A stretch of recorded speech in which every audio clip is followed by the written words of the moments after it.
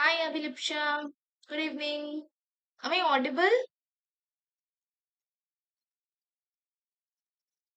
एक बार रुको, मैं शेयर कर दूं। अच्छा, मुझे बस बता दो मैं ऑडिबल हूँ कि नहीं। Good evening Aliza. Good evening Doremi. सही है सब, चलो बहुत बढ़िया। आज बहुत इंपॉर्टेंट टॉपिक ट्रस्ट में हम कवर करने वाले हैं। एंड सोल्यूशन खत्म भी हो जाएगा एंड कुछ ज्यादा ही टॉपिक है, सो आई थिंक ऑलमोस्ट 9:45-50 तक जिससे क्लास जाता है चला जाएगा class. Okay, so you need to know. Good evening Prachi, good evening जागृति।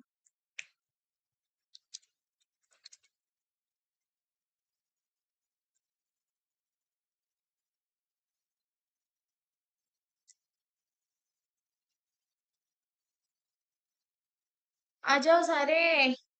यार आज ज्यादा टाइम में बच्चों के लिए वेट नहीं करूंगी, जिनको पढ़ना है वो पढ़ेंगे, जिनको नहीं पढ़ना है वो नहीं पढ़ेंगे। आई स्टार्ट क्योंकि हमें खत्म करना है चैप्टर। गुड इवनिंग भावना। गुड इवनिंग निहाल। आ जाओ जल्दी जल्दी आ जाओ।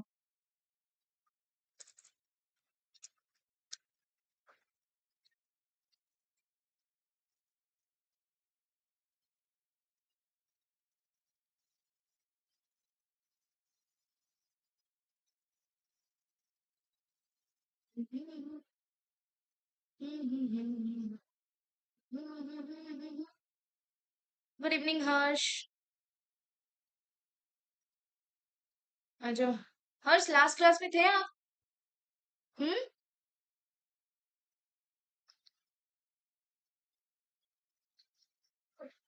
बताओ, थे आप?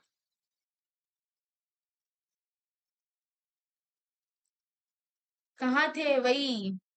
एग्जैक्टली कहाँ थे इतने दिनों से? रिकॉर्डेड देखा, चलो ठीक है, बहुत बढ़िया। ठीक है, चलो रिकॉर्डेड तो देख लिया। अब और नहीं। ओके। 8:03 हुआ है, 8:05 तक वेट करेंगे, जो बच्चे आएंगे हम पढ़ेंगे फिर साथ। ओके। कॉलिगेटिव प्रॉपर्टीज करने वाले एंड काइंड ऑफ फैक्टर करने वाले, अब नॉर्मल मॉलिक्यूलर मास करने वाले। हाँ, और एक चीज मैं बता देती हूँ। तो सपोज लाइक आज सपोज क्लासेस में सब कुछ टॉपिक कंप्लीट नहीं हो पाए, आई ट्राई की everything will get completed, but अगर नहीं हो पाए देन हम एक काम करेंगे, नेक्स्ट क्लास आइदर फ्राइडे या फिर सैटरडे को होने वाला है। तब हम इलेक्ट्रोकेमिस्ट्री ही पढ़ेंगे। Okay, we won't read solution, but एक बार इलेक्ट्रोकेमिस्ट्री शायद मुझे लगता है 2 लेक्चर में खत्म हो जाएगा। जब वो 2 लेक्चर्स में खत्म हो जाएंगे उसके बाद मुझे एक सेपरेट लेक्चर लेना है सोल्यूशन के लिए, just because of the questions. ऐसा नहीं कि हर क्वेश्चन हर क्लासेस के लिए क्वेश्चंस होते हैं, बट वो टीपीपीसी क्वेश्चन होते हैं। जैसे मैंने इक्विलिब्रियम के लिए लिया था, इक्विलिब्रियम या थर्मोडायनेमिक्स, किसका लिया था यार, एक्स्ट्रा कुछ क्वेश्चंस मैं आप लोगों के लिए लाई थी। हाँ, तो वैसा मुझे सोल्यूशन के लिए करना है, बिकॉज सोल्यूशन की ये जो चैप्टर है, ये थोड़ा मतलब ये जो टॉपिक्स है ये थोड़े कॉम्प्लिकेटेड है। ओके, सो इसलिए इसकी भी एक क्वेश्चन क्लास रहेगी, but after we complete our syllabus. Okay, वो एक सेपरेट मैं आपको नोटिफाई कर दूंगी कि भाई क्लासेस है तो आ जाना। ठीक है? क्लियर? क्लियर बेटा जी?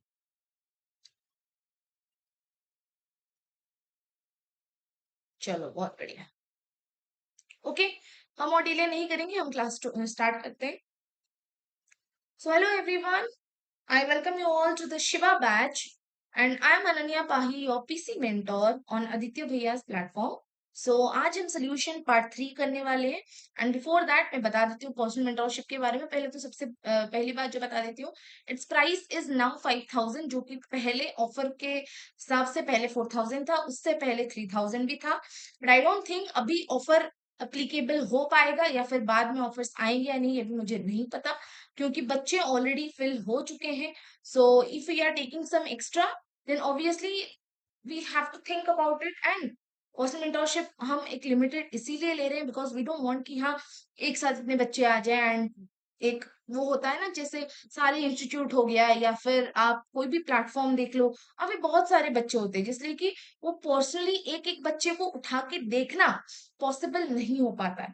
That is what we don't want. इसीलिए one to one interaction daily रहता है, एंड हर एक बच्चे के साथ ओके डेली टारगेट्स रहते हैं, जो कि ग्रुप में ऑलरेडी आदित्य भैया ने स्क्रीनशॉट्स भेजा था। You can see that 30,000 plus question banks रहते हैं, and your mentors will be from top most AIIMS.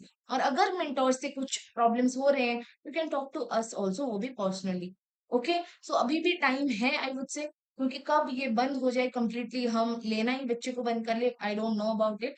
And इसके बाद ऑफर भी आएगा या नहीं, that also I don't know. So if you want to take it as soon as possible. Okay, चलो ठीक है। आज हम क्या क्या करने वाले हैं? सबसे पहले we will study about colligative properties. And अगर आपको याद होगा तो लास्ट क्लास में हमने ऑलरेडी एक कॉलिगेटिव प्रॉपर्टी पढ़ लिए थे। क्या याद है आप सबको?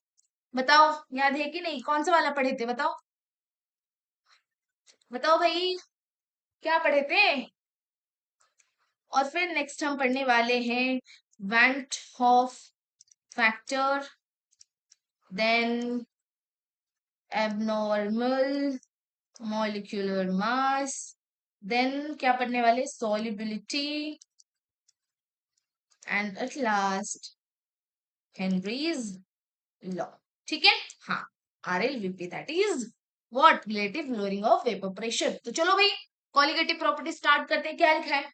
सबसे पहले डेफिनेशन देखो, नहीं वेपर प्रेशर नहीं, RLVP relative lowering of vapour pressure. उसकी फॉर्मूला क्या था बताओ? उसकी फॉर्मूला क्या था? कौन बता पाएगा मुझे? जो RLVP था उसकी फॉर्मूला क्या था? चलो, qualitative properties क्या है देखो। those properties of dilute solutions which depend only on number of solid particles, this is something very important। क्या क्या इंपॉर्टेंट है?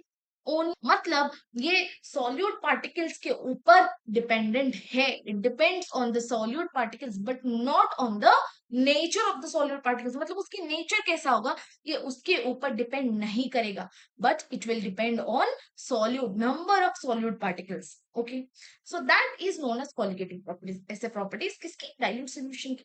अब देखो, कॉलिगेटिव प्रॉपर्टीज चार तरीके की होते हैं। एक होता है RLVP, ये हमने ऑलरेडी पढ़ रखा है। Okay, that is relative lowering of vapour pressure.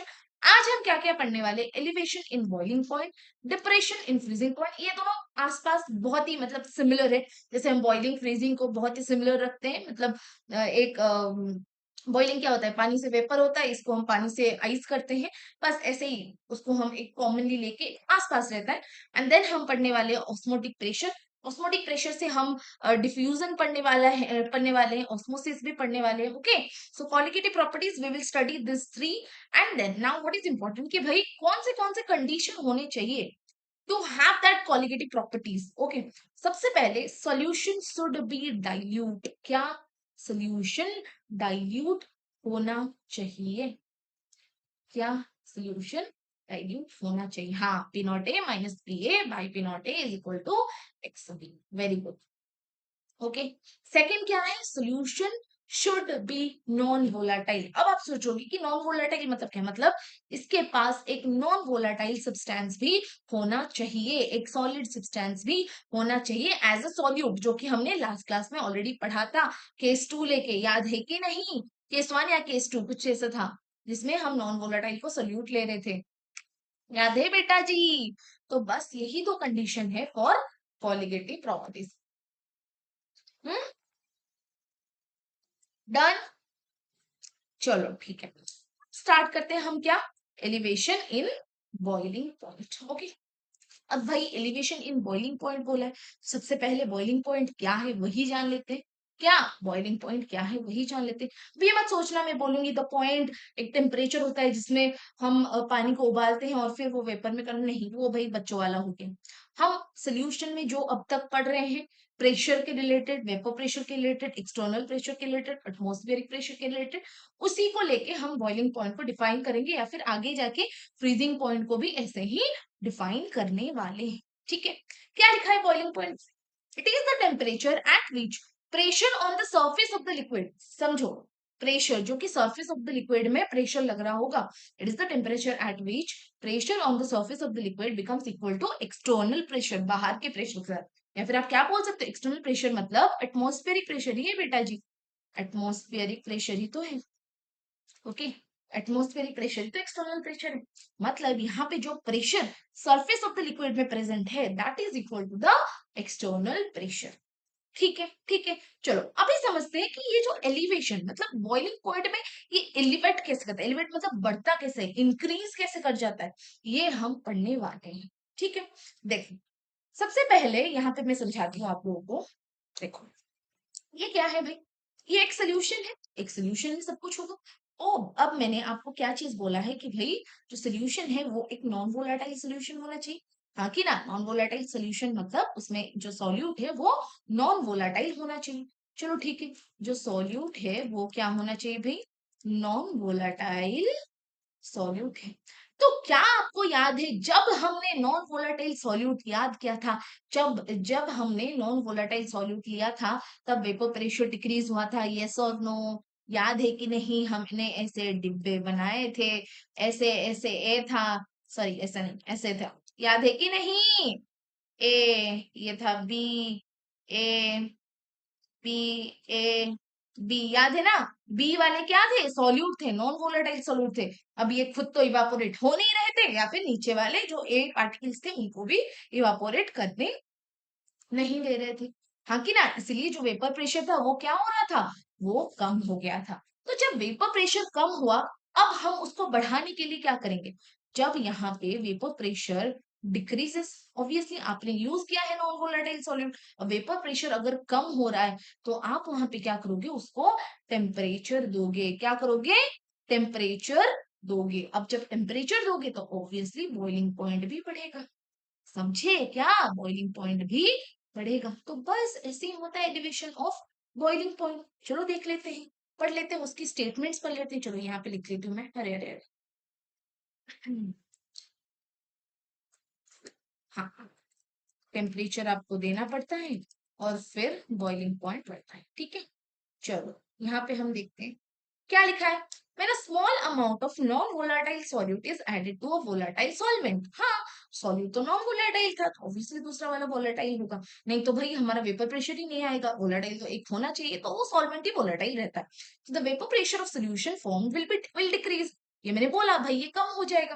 That means the solution will have to be heated, आपको उसको टेम्परेचर देना पड़ेगा, उसको गर्म करना पड़ेगा। That means the solution will have to be heated to a higher temperature in order that its vapor pressure becomes equal to external pressure।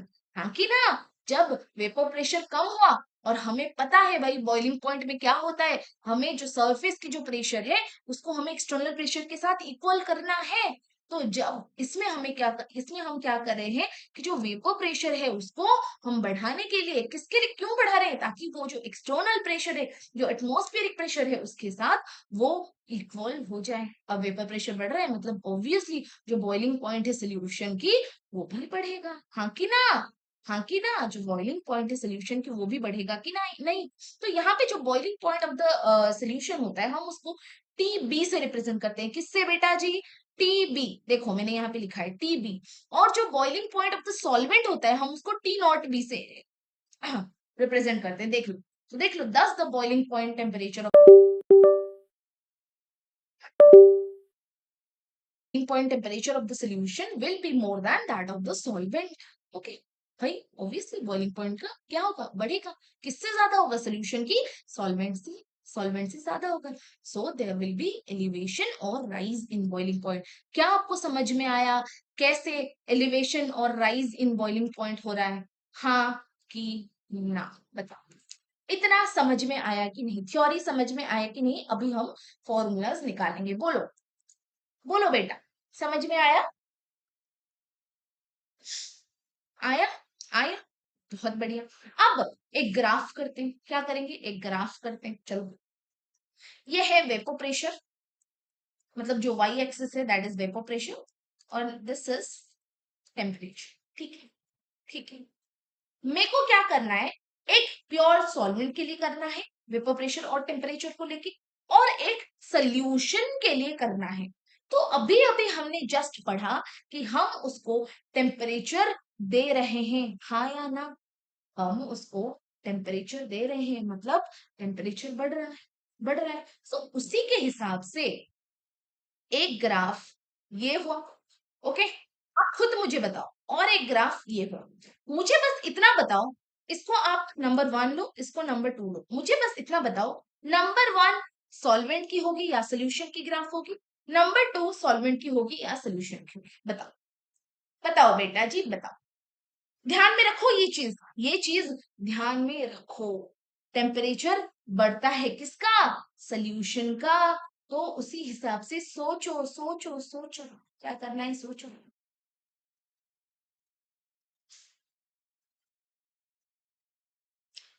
सोचो exactly exactly। One क्या होगा? सॉल्वेंट का होगा, एक प्योर सॉल्वेंट का होगा वन, एंड सेकेंड वाला क्या होगा? सोल्यूशन का होगा। Very good, very good. ठीक है, ठीक है। क्यों? आप खुद बोलो। चलो पहले मैं लिख लूं इसमें कि ये होगा प्योर सॉल्वेंट का, और ये हो जाएगा सोल्यूशन का, हाँ कि ना? क्यों? आप अभी खुद देख लो, ये हमने लिया वेपर प्रेशर का, हाँ कि ना? जब यहां से आ रहा है टेम्परेचर की तरफ, तो आप खुद देखो सोल्यूशन की टेम्परेचर ज्यादा है, सोल्यूशन की टेम्परेचर क्या है? ज्यादा है। तो फिर मैंने क्या बोला था, सोल्यूशन की जो टेम्परेचर है या फिर सोल्यूशन की जो बॉइलिंग पॉइंट है, हम उसको किससे रिप्रेजेंट करते हैं? सोल्यूशन की किससे रिप्रेजेंट करते हैं बेटा? T B. So this point is T B. और सॉल्वेंट की क्या था? टी नॉट बी, हाँ कि ना? तो जो इन दोनों की डिफरेंस हो जाएगी, अब जो इन दोनों की डिफरेंस हो जाएगी, दैट इज डेल्टा टी, मतलब एलिवेशन इन बॉइलिंग।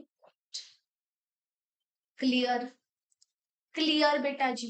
तो यहीं से हमारा फॉर्मूला आता है, डेल्टा टीबी मतलब elevation in boiling point is equal to क्या है? TB minus T. क्लियर? बोलो, बोलो भाई, क्लियर या नहीं? हाँ या ना बोलो। टीबी क्या है? टीबी क्या है बेटा जी बोलो? टीबी क्या है? बॉइलिंग पॉइंट ऑफ सोल्यूशन, लिखो boiling point of solution. T not P क्या है? बॉइलिंग पॉइंट ऑफ सॉल्वेंट, हाँ कि ना? ठीक है, ठीक है, इतना क्लियर है। चलो, अब अब क्या हुआ, जब ये सब हमने पढ़ लिया तो कुछ एक्सपेरिमेंट से जो ये सब कर रहे थे उनको पता चला कि ये जो डेल्टा टीबी है, मतलब जो एलिवेशन इन बॉइलिंग पॉइंट है, ये डायरेक्टली प्रोपोर्शनल टू मोलिलिटी हो रहा है। अब मुझे आप सब बताओ, मोलिलिटी का फॉर्मूला क्या था बताओ? हमें कुछ एक्सपेरिमेंट से पता चला, फ्रॉम सम एक्सपेरिमेंट्स, कि ये जो डेल्टा टीबी है that is directly proportional to molality. चलो बताओ भाई, मोलिलिटी का फॉर्मूला क्या है? जल्दी बताओ, जल्दी बताओ।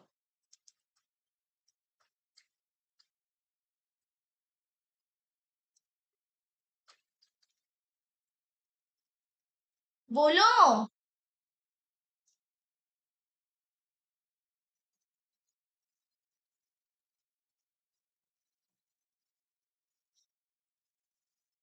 Exactly, moles of solute by mass of the solvent, वो भी केजी में, आपको पता है मास ऑफ सॉल्वेंट वो भी 1 kg में।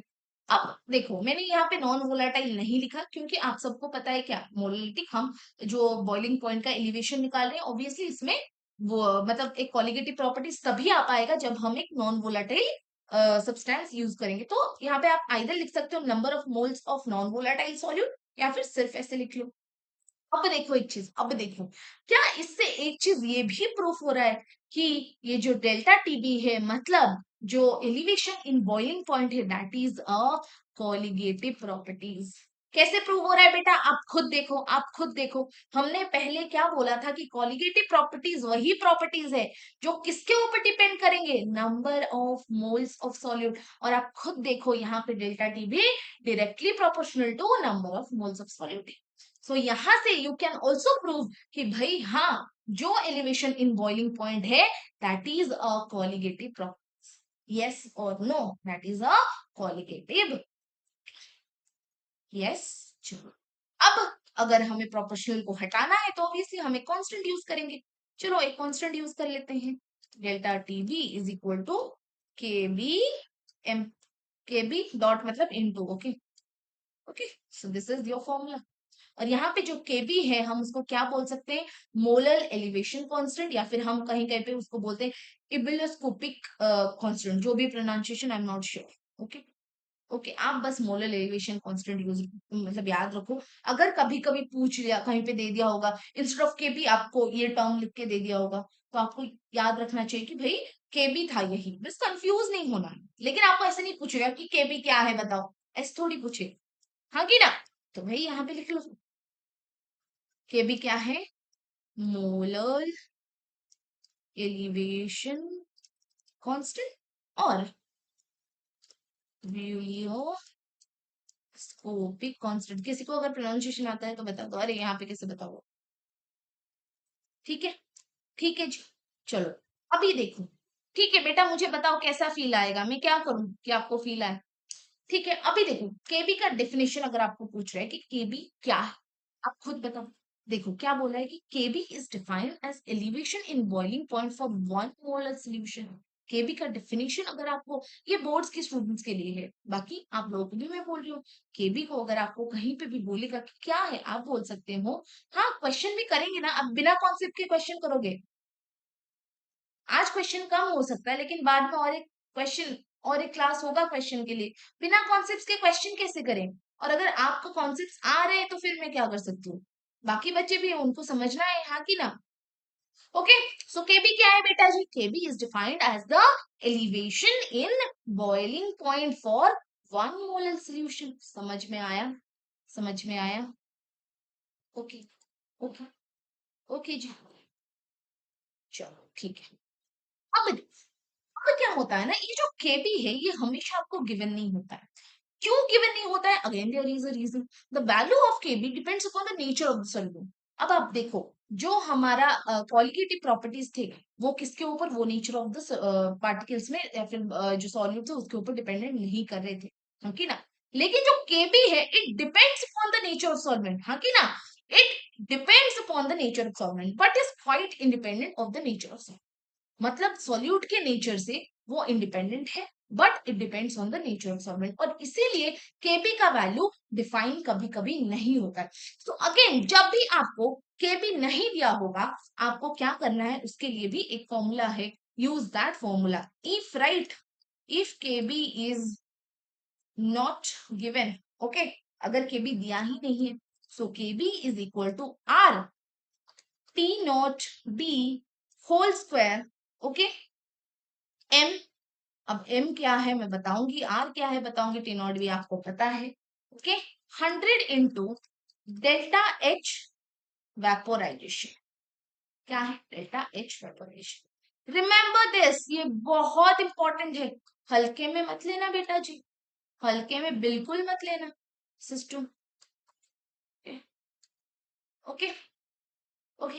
आर क्या है हम सबको पता है, universal gas constant, we know that. लेकिन यहाँ पे आर की दो वैल्यू यूज हो सकती, एक तो हो सकता है 8.314, अगर आप देखोगे कि ये जूल पर मोल केल्विन में दिया है तो, okay.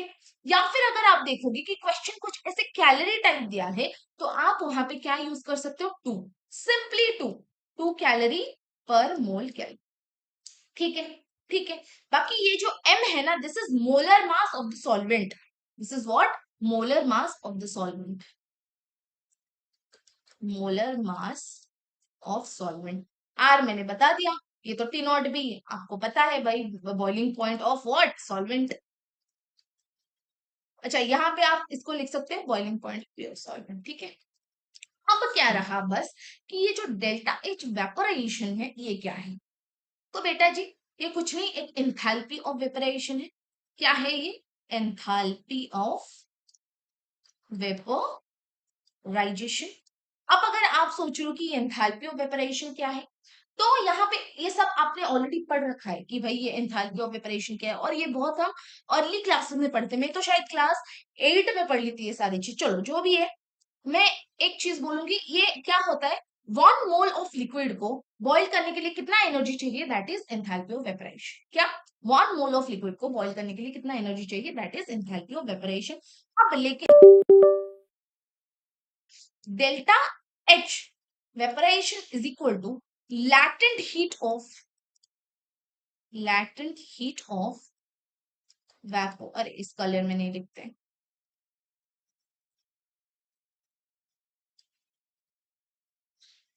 Delta H vaporisation is equal to latent heat of vaporization into मतलब मोलर मास। समझी? अब आप बोलोगे कि लैटेंट हीट कहाँ से आ गया? सेम चीज है, यहाँ पे बस एक मोल था, वहां पे 1 ग्राम था। मतलब अगर आपको क्वेश्चन में कहीं पे भी लैटेंट हीट दे दिया होगा, डेल्टा एच वेपरेशन के बदले में क्या दे दिया होगा बेटा जी? लैटेंट हीट दे दिया होगा, तो आप क्या करोगे? सिंपली लैटेंट हीट को इनटू करोगे उसके मोलर मास के साथ। क्यों करोगे? आप खुद सोचो, आप खुद सोचो, क्योंकि आपको यहाँ पे 1 ग्राम के लिए दे दिया होगा, 1 ग्राम के लिए दे दिया होगा। लैटेंट हीट ऑफ वेपरेशन 1 ग्राम के लिए ही डिफाइन होता है, वो 1 ग्राम के लिए दे दिया होगा। लेकिन for example like glucose, okay glucose दे दिया है, आप बताओ 1 मोल ऑफ ग्लूकोज में कितने ग्राम होते हैं? 180। तो तभी डेल्टा एच ऑफ वेपरेशन आप क्या कर सकते हो? जितना भी दिया होगा लैटेंट हीट ऑफ वेपरेशन 1 ग्राम के लिए इंटू 180 कर सकते हो। समझ में आया ये चीज? अगर कहीं पे भी डाउट है तो बताओ। इसके बाद फ्रीजिंग पॉइंट है, जल्दी जल्दी हो जाएगा क्योंकि सेम चीज है। बताओ, क्लियर? क्लियर बोलो, क्लियर? Any doubt? बोलो बेटा जी, एनी डाउट?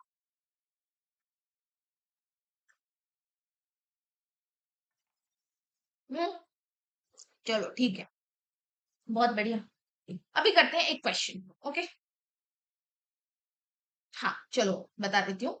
देखो, जो एंथैल्पी ऑफ वेपराइजेशन है वो क्या है कि 1 मोल ऑफ लिक्विड को आप बॉईल करने के लिए या फिर वेपराइज करने के लिए कितनी एनर्जी आपको देना पड़ता है, वही होता है एंथैल्पी ऑफ वेपराइजेशन, ओके? अब लैटेंट हीट ऑफ वेपरेशन क्या होता है? सेम टू सेम चीज होती है, वो 1 मोल के लिए था, ये 1 ग्राम के लिए है। इतना समझ में आया? वो 1 मोल के लिए था, ये 1 ग्राम के लिए था। इसका डेफिनेशन मत जानो, इसका कुछ भी मत जानो। अगर आपको डेल्टा एच वेपरेशन क्वेश्चन में दिया है तो आप डायरेक्टली ऐसे फॉर्मूला लगा के करना। लेकिन अगर डेल्टा एच वेपरेशन के बदले में लैटेंट हीट ऑफ वेपरेशन दिया है तो सिंपली क्या करना है? Latent heat of वेपरेशन into molar mass of that solvent कर देना है। ओके, अब क्यों करना है अगर आप सोच रहे हो? फॉर एग्जाम्पल आप सोचो 1 मोल ग्लूकोज में कितना है? 180 ग्राम, हाँ कि ना? इतना है, हमें पता है। अब फॉर एग्जाम्पल एक क्वेश्चन में आपको ग्लूकोज की करने के लिए दे रहा है, मतलब ऐसा एक क्वेश्चन है और आपको बोल रहा है केबी निकालो एंड उसकी लैटेंट हीट ऑफ वेपरेशन दिया है, ओके? अब मैंने क्या बोला? लैटेंट हीट ऑफ वेपरेशन किसको डिफाइन करेगा? 1 ग्राम को भी डिफाइन करेगा।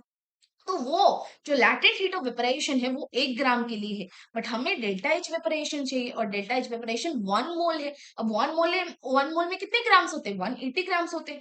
तो ऑब्वियसली हम अगर इसको इनटू कर लेंगे, सो उससे ही हमें ये फॉर्मूला मिला। क्लियर? चलो अभी क्वेश्चन करते हैं, क्या दिया है? 6 gram of urea and 9 gram of glucose are dissolve in 300 gram of water. ठीक है, आपको 2 सॉल्यूट दे दिया है। Find boiling point of solution pure water. अच्छा, बॉइलिंग पॉइंट दे दिया है -100, सॉरी सिर्फ 100 डिग्री सेल्सियस। केबी दे दिया है 0.52 केजी पर मोल। ठीक है, ठीक है बेटा जी। ओके, के मतलब केल्विन। ओके चलो मैं यहाँ पे केबी का वो बता देती हूँ, यूनिट भी बता देती हूँ। क्या होगा? Kb is equal to delta TB upon m a, तो होगा, वही तो होगा ना? सो के अपॉन मोल पर केजी तो है, ओके, विच इज, आप ऐसे लिख लो, ओके?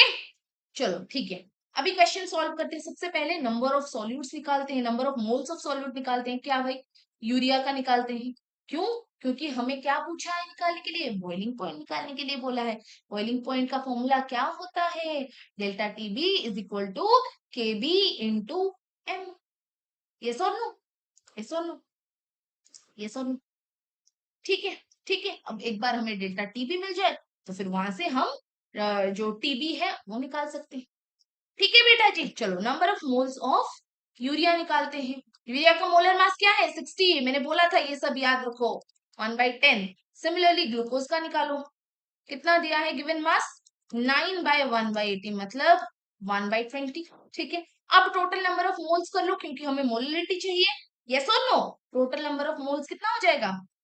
मतलब total number of moles of solute कितना हो जाएगा? 1/10 प्लस 1/20, 2 + 1 दैट इज 3/20। ठीक है, ठीक है। अब मोलिलिटी निकालते हैं। Molality is equal to moles of solute that is 3/20 by क्या है, हमें वाटर मतलब सॉल्वेंट जो कि दे दिया है, सॉल्वेंट की वेट चाहिए but in KG, so obviously 300/1000, हाँ कि ना। बस इसको काटो, इसको काटो, then write it here 3/20 into 10/3, ये भी गया। सो ये क्या आ जाएगा 3 बाय, अच्छा 3 भी जाएगा, और रुको शायद कहीं पे गलत हुआ ना। हम्म, हाँ यहीं पे गलत हुआ।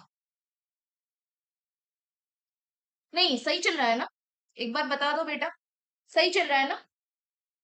हाँ ये 6 है, ओके सही है।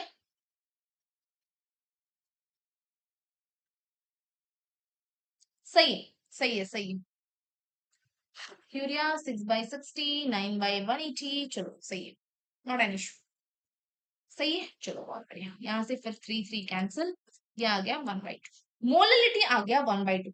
तो आप खुद बताओ क्या आप अभी डेल्टा टी भी निकाल सकते हो, दैट इज 0.52 इंटू 1/2, हाँ कि ना, दैट इज 1/2। यस, यस बेटा जी, तो करो 52/100 इंटू 1/2, फिर इसको सॉल्व करो, ये कितना आ जाएगा, 2 2 4, 12 गया 6.5, so that will be what 0.26 लिख लो या फिर 265 लिख लो। ठीक है, अब अगर डेल्टा टीबी मिल गया, क्या हमें ये भी पता है कि delta TB is equal to TB minus T not B, और हमें टीबी तो पूछा है, TB is equal to delta TB plus T not B, कर लो बस, खत्म, खत्म, समझे, क्लियर। डेल्टा टीबी ये है और टी नॉट बी आपको दिया है this one 100 degree Celsius.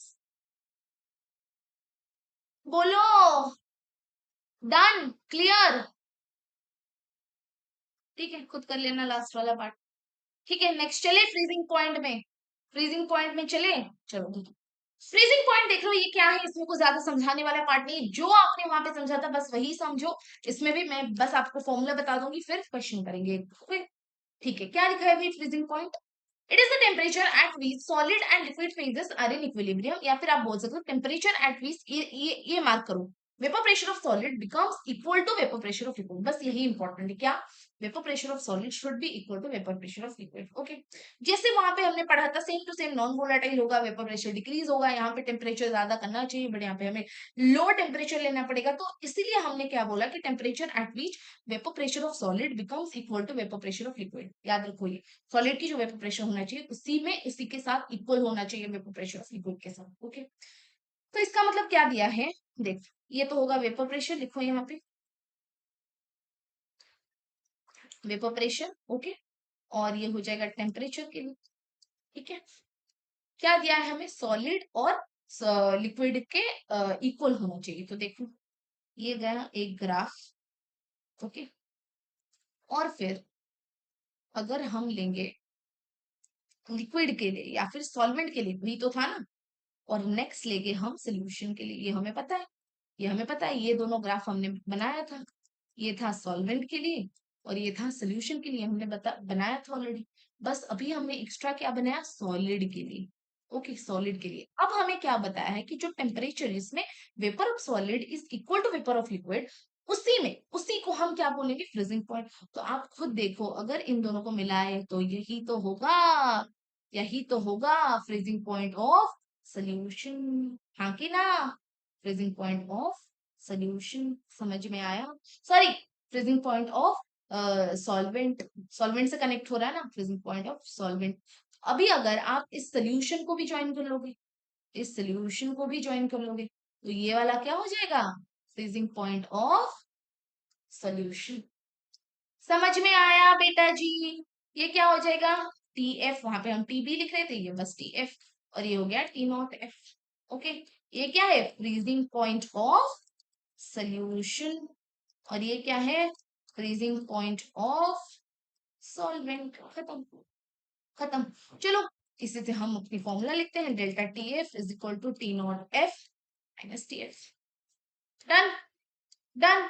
Similarly जैसे हमने वहां निकाला था, ये भी सेम है, एक्सपेरिमेंट से हमें पता चला कि delta T F is inverse is directly proportional to molality, तो वहीं से हम अगर इसको एक कांस्टेंट ले लेंगे तो ये क्या हो जाएगा, इनटू के एफ इंटू एम। तो ये जो के एफ है इसमें हम क्या बोलेंगे, मोलर डिप्रेशन कांस्टेंट, या फिर इसको हम बोलते हैं क्रायोस्कोपिक कांस्टेंट। क्या बोलते हैं, लिखो यहाँ पे, मोलर डिप्रेशन कांस्टेंट या फिर क्या, क्रायोस्कोपिक कांस्टेंट। ठीक है बेटा जी, याद रखो, ये जैसे वहां पे किया था सेम है, और कुछ नहीं, और कुछ नहीं। Done done. सिमिलरली के एफ बी, के एफ बी कहीं कहीं गिवन नहीं होता है क्या, के एफ बी कहीं कहीं गिवन नहीं होता है। तो देख लो, if K f is not given तो क्या करोगे, K f is equal to R T not f का स्क्वायर इंटू एम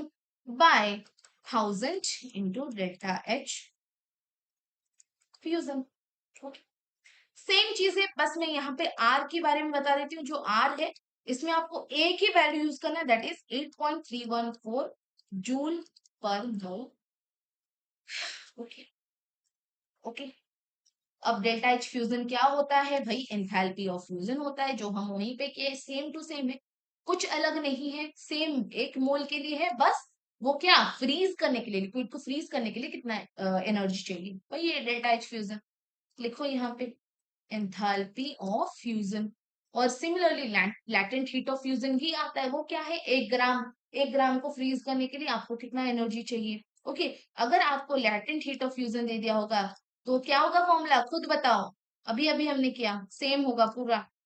क्या होगा, latent heat of fusion into क्या, latent heat of fusion into molar mass. हाँ कि ना, बोलो, बोलो बेटा जी, यस और नो, टेल मी, जल्दी बताओ। डन, सब कुछ क्लियर हो गया, क्लियर क्लियर, बोलो। अभी एक क्वेश्चन करेंगे एंड देन फटाफट हम ऑस्मोटिक प्रेशर में जाएंगे, ठीक है। चलो बहुत बढ़िया, चलो क्वेश्चन करते हैं। क्या दिया है, 50 centimetre cube of ethylene glycol is dissolved in 50 gram of water, the freezing point of mixture is minus, अच्छा ये 34 डिग्री है, ठीक है, हाँ 34 degree Celsius. If freezing point of pure water is 0 degree Celsius and के f is 1.86 kelvin KG पर मोल, same unit है भाई, जो वहां पे था यहाँ पे भी वही सेम यूनिट है, के एफ के लिए, के एफ एंड के बी दोनों की सेम यूनिट है। Okay, find density of ethylene glycol. अब इथाइलिन ग्लाइकोल की डेंसिटी क्या होगी, मतलब डेंसिटी क्या होता है, मास पर यूनिट वॉल्यूम। यहाँ पे इसका मतलब हमें मास निकालना है, वॉल्यूम तो हमें ऑलरेडी गिवन है, देख लो 50 सेंटीमीटर क्यूब ऑलरेडी गिवन है। Okay, sorry 50 gram of water already volume given है हमें, वॉल्यूम ऑलरेडी गिवन है, तो फिर हमें क्या निकालना है, मास निकालना है। और अभी हम मास कहाँ से निकाल पाएंगे, मोलरिटी से ही तो मास निकाल पाएंगे, यस और नो, चलो निकालते हैं। सबसे पहले क्या हमें पता है, delta T F is equal to K F into M, yes yes. तो अभी डेल्टा टी एफ के बदले में हम 34 लिखे, 34 लिखे, लिखो भाई 34, के एफ भी गिवन है 1.86 इंटू मोलिटी क्या है, number of moles of solute. अब हमें मास तो नहीं पता, मास तो नहीं पता है। अच्छा, इथाइलिन ग्लाइकोल का जो मास होता है वो आपको ऑलरेडी गिवन होगा क्वेश्चन में, ओके 62 है, ऑलरेडी गिवन होगा, ठीक है, ठीक है। इसकी मास क्या है, 62 है, लेकिन इसके मतलब मोलर मास यही है, बट गिवन मास तो हमें दिया नहीं है और हमें वही चाहिए डेंसिटी के लिए। तो लिखो x बाय 62 बाय क्या होगा, वाटर की सॉल्वेंट की वेट किसमें, केजी में, 50 ग्राम वाटर तो दिया है, बट 50 बाय 1000 भी तो करेंगे, यस और नो, यस और नो। तो बस इन दोनों को काटो, अभी ले आओ, 34 is equal to 186/100 into X upon 62 into 100/5, ठीक है, ठीक है, यस बेटा, यस।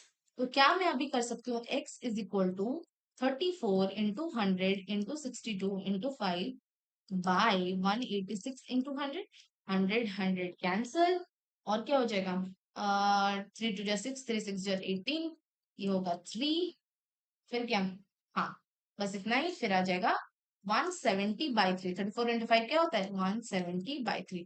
अब इसको अगर सॉल्व करोगे तो ये आ जाएगा 56.6666 ऐसे आएगा, तो बस आप 2 डेसिमल तक ही लो। ओके, इतना आ जाएगा। अब अगर आपको मास पता चल गया तो आप खुद बताओ डेंसिटी क्या हो जाएगा, मास बाय वॉल्यूम 56.66 ऑन 50 ग्राम पर सेंटीमीटर क्यूब। बस खत्म, खत्म। इसको सॉल्व कर लो, ये आ जाएगा 1133/10 आ जाएगा, मतलब 113.3। ओके, ओके, क्वेश्चन समझ में आया ना? क्वेश्चन समझ में आया? नहीं आया तो अभी पूछो, इसलिए हम लाइव क्लास में बैठे हैं। नहीं आया तो अभी पूछो। और अभी तक क्या एलिवेशन में या फिर डिप्रेशन में कहीं पे भी डाउट है? अभी बोलो, जो भी डाउट है या फिर जो भी आपको पूछना है अभी बताओ। बताओ बेटा, बैठी हूँ मैं आपके डाउट्स क्लियर करने के लिए, बताओ। क्लियर? चलो ठीक है, ठीक है। अभी हम आगे कहा, लास्ट लास्ट क्वालिटेटिव प्रॉपर्टी में, दैट इज ऑस्मोटिक प्रेशर। चलो ऑस्मोसिस जानने से, ऑस्मोटिक प्रेशर है मतलब ऑस्मोसिस पढ़ेंगे। ऑस्मोसिस जानने से पहले डिफ्यूजन पढ़ लेते हैं। क्या डिफ्यूजन पढ़? डिफ्यूजन क्या होता है? मूवमेंट ऑफ एनी सब्सटेंस मतलब सॉलिड भी हो सकता है, लिक्विड भी हो सकता है, गैस भी हो सकता है, from the region of higher concentration to lower concentration. Higher concentration के रीजन से लोअर कंसेंट्रेशन में जा रहा होगा, वही होता है डिफ्यूजन। और किसकी किसकी मूवमेंट? किसी भी सब्सटेंस का, सॉलिड हो, लिक्विड हो, गैस हो, किसी भी सब्सटेंस का। ओके, ओके, वही होता है डिफ्यूजन। ठीक है, ठीक है। अब हमें क्या बोला है कि भाई ये मैंने एक ले लिया, फॉर एग्जांपल एक आप समझ लो एक ग्लास ले लिया, ये बीच में एक ले लिया जिसके थ्रू मतलब दोनों सेपरेटेड है। ये इसको ले लो आप C1, ये सोल्यूशन है C1, इसको ले लो C2। ओके, हमें गिवन है कि C1 C2 से ज्यादा है। ये है सोल्यूशन 1 और ये है सोल्यूशन 2। C1 C2 उसकी कंसेंट्रेशन ले लो, तो C1 की कंसेंट्रेशन है वो C2 से ज्यादा है। क्या आपको इतना तो पता ही होगा कि किसकी कंसेंट्रेशन ज्यादा होता है? किसकी किसकी कंसेंट्रेशन ज्यादा होता है बेटा?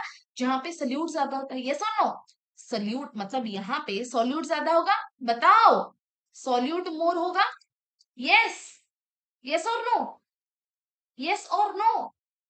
कॉन्सेंट्रेशन किसकी ज्यादा होती है? जब उसमें सॉल्यूट ज्यादा होता है तभी होता है। अब हमें क्या बोला है कि भाई movement of any substance from region of higher concentration to lower concentration, मतलब क्या यहाँ से सॉल्यूट हायर कंसेंट्रेशन से लोअर कंसेंट्रेशन की तरफ भाग सकता है? यस और नो? भाग सकता है। बट ये डिफ्यूजन है तो यहाँ पे सॉल्वेंट भी भाग सकते हैं, सॉल्यूट भी भाग सकते हैं। तो अगर यहाँ पे सॉल्यूट ज्यादा हो रहा है, सॉल्यूट ज्यादा है इसीलिए तो इसी की कंसेंट्रेशन ज्यादा है, लेकिन क्या सॉल्वेंट के लिए C1 ज्यादा होगा? नहीं, नहीं। C2 इसीलिए कम है क्योंकि उसमें सॉल्यूट कम है, इसलिए तो कम है ना C2। C2 इसीलिए कम है क्योंकि उसमें सॉल्यूट कम है। अब सॉल्यूट कम है मतलब सॉल्वेंट ज्यादा होगा।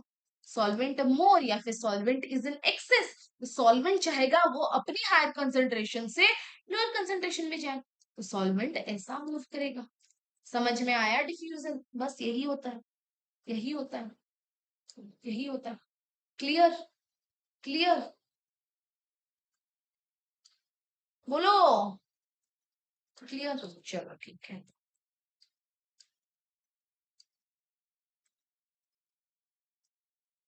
ठीक है, ठीक है। अब करते हैं, अगर इतना हम लोगों ने जान लिया, अब चलते हैं ऑस्मोसिस की तरफ। ओके, क्या दिया है? The movement of solvent molecules, ये मार्क करो क्या? The movement of solvent molecules. क्या भाई? Movement of solvent molecules, this is very important, this is very important. यहाँ पे सारे पास नहीं करते, only solvent molecules. Okay, from lower concentration of solution to higher concentration of solution. समझे? ये कहां से जाएगा? लोअर कंसेंट्रेशन ऑफ सोल्यूशन से। समझो, लोअर कंसेंट्रेशन ऑफ सोल्यूशन से मतलब जहां पे सॉल्यूट ज्यादा होगा और सॉल्वेंट कम होगा। ये सब नो, जहां पे सॉल्यूट ज्यादा होगा और सॉल्वेंट कम होगा, from lower concentration of solution to higher concentration of क्या? क्या बेटा जी? To higher concentration of solution through semi permeable membrane, या फिर हम इसको SPM बोलते हैं। This is again important. क्या? Semi permeable membrane. क्या है भाई? Semi permeable membrane. ठीक है, ये क्यों इंपॉर्टेंट है? क्यों भाई? क्योंकि सेमी परमेबल है मतलब ये कुछ सर्टन सर्टन चीजों को ही पास करेगा, and that is what? That is solvent molecule, से सबको पास नहीं करेगा, ये सॉल्यूट को पास नहीं करेगा। सेम कंडीशन लेते हैं भाई, ये है C1, ये है C2, C1 C2 से ज्यादा है। ओके, C1 C2 से ज्यादा है। अब आप खुद बताओ सॉल्वेंट मॉलिक्यूल्स कहां से कहां तक जाएगा, मतलब सॉल्वेंट मॉलिक्यूल्स यहां से यहां तक जाएगा, from lower concentration to higher concentration. Yes और नो? या फिर आप एक चीज बताओ, देखो आपको कंफ्यूज करने के लिए बोल सकता है, एक दिया है क्या, lower concentration of solution to higher concentration of solution, ये हुआ एक। या फिर आपको ऐसे बोल सकता है, higher concentration of solvent to lower concentration of solvent. ये दोनों सेम है कि नहीं? ये दोनों सेम है कि नहीं? क्योंकि आप खुद सोचो, लोअर कंसेंट्रेशन ऑफ सोल्यूशन वही होगा जहां पे सॉल्यूट तो कम है लेकिन सॉल्वेंट ज्यादा है। यस और नो? यस और नो? बताओ बताओ बताओ बताओ। यस और नो? यस और नो? ये क्लियर हुआ ना? ये समझ में आया ना? लोअर कंसेंट्रेशन ऑफ सोल्यूशन मतलब ये जो C2 है ये लो है, ये लो है, मतलब यहाँ पे सॉल्यूट कम है और सॉल्वेंट ज्यादा है। तो अगर आपको एक स्टेटमेंट ऐसे भी दे दिया होगा कि higher concentration of solvent to lower concentration of solvent, तो वो सही होगा या नहीं? That will be true or not? वो तो सही होगा, सही होगा, क्योंकि उसी का मतलब ही तो वही है, lower concentration of solution to higher concentration of solution. और यहाँ पे सॉल्यूट पास नहीं करेगा, सॉल्यूट वोंट पास, बस यही है ऑस्मोसिस। ओके, अब चलते हैं ऑस्मोटिक प्रेशर में। चलते हैं कहाँ? Osmotic pressure. ऑस्मोटिक प्रेशर क्या है देखो, ये है SPM। ओके, दिस वन मतलब सेमी परमेबल मेम्ब्रेन। ओके, यहाँ पे है सॉल्वेंट, ये है सोल्यूशन। अब ये जो सॉल्वेंट है वो इस तरफ जा रहा है। ओके, जो सॉल्वेंट है वो इस तरफ से जा रहा है उस तरफ। ओके, ओके, यहाँ पे आपने क्या किया, एक पिस्टन रखा और इसको दबा दिया। यहाँ पे आपने एक पिस्टन रखे, दबा दिया। अब क्या होगा, वो जो सॉल्वेंट पास कर रहा था, जो सॉल्वेंट मॉलिक्यूल जा रहा था, वो बंद हो जाएगा। जब बंद होगा उसी को हम बोलते हैं ऑस्मोटिक प्रेशर। दैट मीन जो प्रेशर आपने दिया उस सॉल्वेंट मॉलिक्यूल्स को जाने से रोकने के लिए, उसी को हम क्या बोलेंगे? Osmotic pressure. समझ में आया? The net movement of solvent molecules from solvent to solution can be stopped by applying some extra pressure. आप यहाँ से एक्स्ट्रा प्रेशर ही तो दे रहे हो, यहाँ पे जो पिस्टन रख के आपने दबाया, आपने आप कुछ एक्स्ट्रा प्रेशर ही दे रहे हो। तो जो एक्स्ट्रा प्रेशर दे रहे हो इसका मतलब क्या है? क्या है? जो सॉल्वेंट मॉलिक्यूल्स जा रहे थे वो बंद हो गए, वो और नहीं जा पाएंगे। That is what, that extra pressure is known as osmotic pressure. या फिर सिंपल लैंग्वेज में आप बोल सकते हो the extra pressure over solution, जो सोल्यूशन में आपने दिया, विच स्टॉप्स ऑस्मोसिस, जो ऑस्मोसिस को बंद कर दिया, that is osmotic pressure. Osmotic pressure clear? बोलो। ऑस्मोटिक प्रेशर को हम पाई से रिप्रेजेंट करते हैं। किससे रिप्रेजेंट करते हैं? पाई से। Okay, clear osmotic pressure? चलो बहुत बढ़िया, बहुत बढ़िया, ठीक है। एक्सपेरिमेंटली जैसे वो सब हमें पता चल रहा था कि वो डायरेक्टली प्रोपोर्शनल टू मोलरिटी थे, यहाँ पे हमें पता चला एक्सपेरिमेंटली, ओके, जो हमारा पाई है या फिर जो ऑस्मोटिक प्रेशर है, that is directly proportional to molarity. और मोलरिटी क्या है? Molarity of the solution. ये क्या है आपको पता है? मोलरिटी क्या है? Moles of solute by volume of solution in litre. आपको पता है, तो यहाँ से भी एक प्रूफ है कि भाई ये जो पाई है, ये जो ऑस्मोटिक प्रेशर है, that is what, that is a colligative property. Okay, अब इसको हटाने के लिए हमने यहाँ पे लिखा पाई एम आर टी। क्या? पाई एम आर, या फिर हम क्या लिखते हैं, पाई सी आर टी भी लिखते हैं। क्या लिखते हैं? Pi is equal to C R T. C R T मतलब कंसेंट्रेशन, एम मतलब मोलरिटी, वही सेम चीज, दोनों की कंसेंट्रेशन। एम भी उसकी कंसेंट्रेशन लिखोगे, सी भी उसकी कंसेंट्रेशन ही तो लिखोगे। मतलब सी का भी तो वही होता है ना, number of moles by volume. बस दो लिख सकते हैं, दो दो में से कुछ भी लिख सकते हो। ठीक है, ठीक है, ठीक है बेटा जी, डन। आर की वैल्यू क्या लेना है? 0.821, 0.0821। ठीक है, क्लियर? क्लियर? आप अगर ऐसे देखोगे तो ये एक्चुअली जो हम पढ़ रहे थे ना, PV is equal to NRT, ये वही फॉर्मूला है। ये जो हम पढ़ रहे थे PV is equal to NRT, ये वही है। कैसे देखोगे? कैसे देखोगे? क्या मैं लिख सकती हूँ? P is equal to osmotic pressure है, फाइव के बदले में मैंने पी लिखा, pressure is equal to M या फिर सी कंसंट्रेशन, या फिर मोल रेट के बदले में क्या ना right, number of moles of solute by volume of solution, फिर क्या है? R T. अब अगर इस तरफ आप ले जाओगे PV is equal to NRT, तो आप खुद देखो क्या ये गैसेस लॉ की फॉर्मूला थी? ये वही है, ऑस्मोटिक प्रेशर वही है और कुछ नहीं। डन, डन बेटा जी, डन, क्लियर। चलो अभी हम पढ़ेंगे क्या, रिवर्स ऑस्मोसिस। रिवर्स ऑस्मोसिस क्या है, सिंपल लैंग्वेज में बोलेंगे तो आप खुद देखो, जो हमने ये बॉक्स बनाया था ना, जो ये बनाया था सॉल्वेंट से सोल्यूशन की तरफ जा रहा था, हम कुछ प्रेशर दे रहे थे, अब इतना ज्यादा प्रेशर देंगे, इतना ज्यादा देंगे कि भाई वो रिवर्स करके आ जाएगा। वो पहले बंद हो रहा था, अब वो वापस आने लगेगा, जैसे गया था वो वापस आने लगेगा। दैट इज रिवर्स ऑस्मोसिस, खत्म और कुछ नहीं। रिवर्स ऑस्मोसिस आपको जान, जैसे हम पानी पीते हैं, आरओ, आरओ देखोगे वो महंगा आता है क्योंकि उसमें रिवर्स ऑस्मोसिस होता है। Okay, if pressure applies over solution side is greater than, जो एक्सपेक्टेड ऑस्मोटिक प्रेशर होना चाहिए उसको रोकने के लिए उससे ज्यादा प्रेशर आप दे देते हो। ये pressure applies over solution is greater than the expected osmotic pressure, the movement of solvent particles will take place from higher concentration solution to lower concentration, that is in reverse direction। एक reverse direction में चला जाएगा, that is reverse osmosis। I hope all the qualitative properties are clear। हाँ कि ना, एक बार बोल दो, बता दो बेटा क्लियर है या नहीं, फिर हम बैंड ऑफ फैक्टर करेंगे।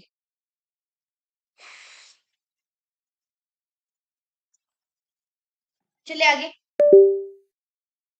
आगे चले।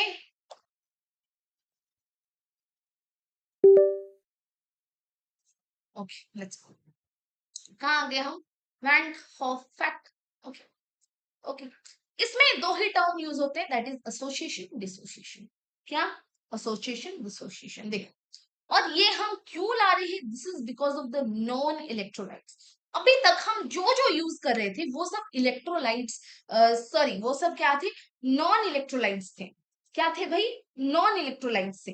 अभी से क्या आ रहे हैं, अभी से इलेक्ट्रोलाइट्स आ रहे हैं। नॉन इलेक्ट्रोलाइट मतलब आप जैसे यूरिया ले रहे थे, ग्लूकोज ले रहे थे, उसको पानी में मिलाओगे वो कुछ ऐसे सेपरेट नहीं होगा, वो कुछ ऐसे सेपरेट नहीं होगा। बट अगर आपने NaCl ले लिया, अभी तक मैं जितने भी क्वेश्चन दिया, मैंने यूरिया दिया था, ग्लूकोज दिया था, इथाइल ग्लाइकॉल दिया था, या फिर सुक्रोज दे दिया था, हाँ कि ना।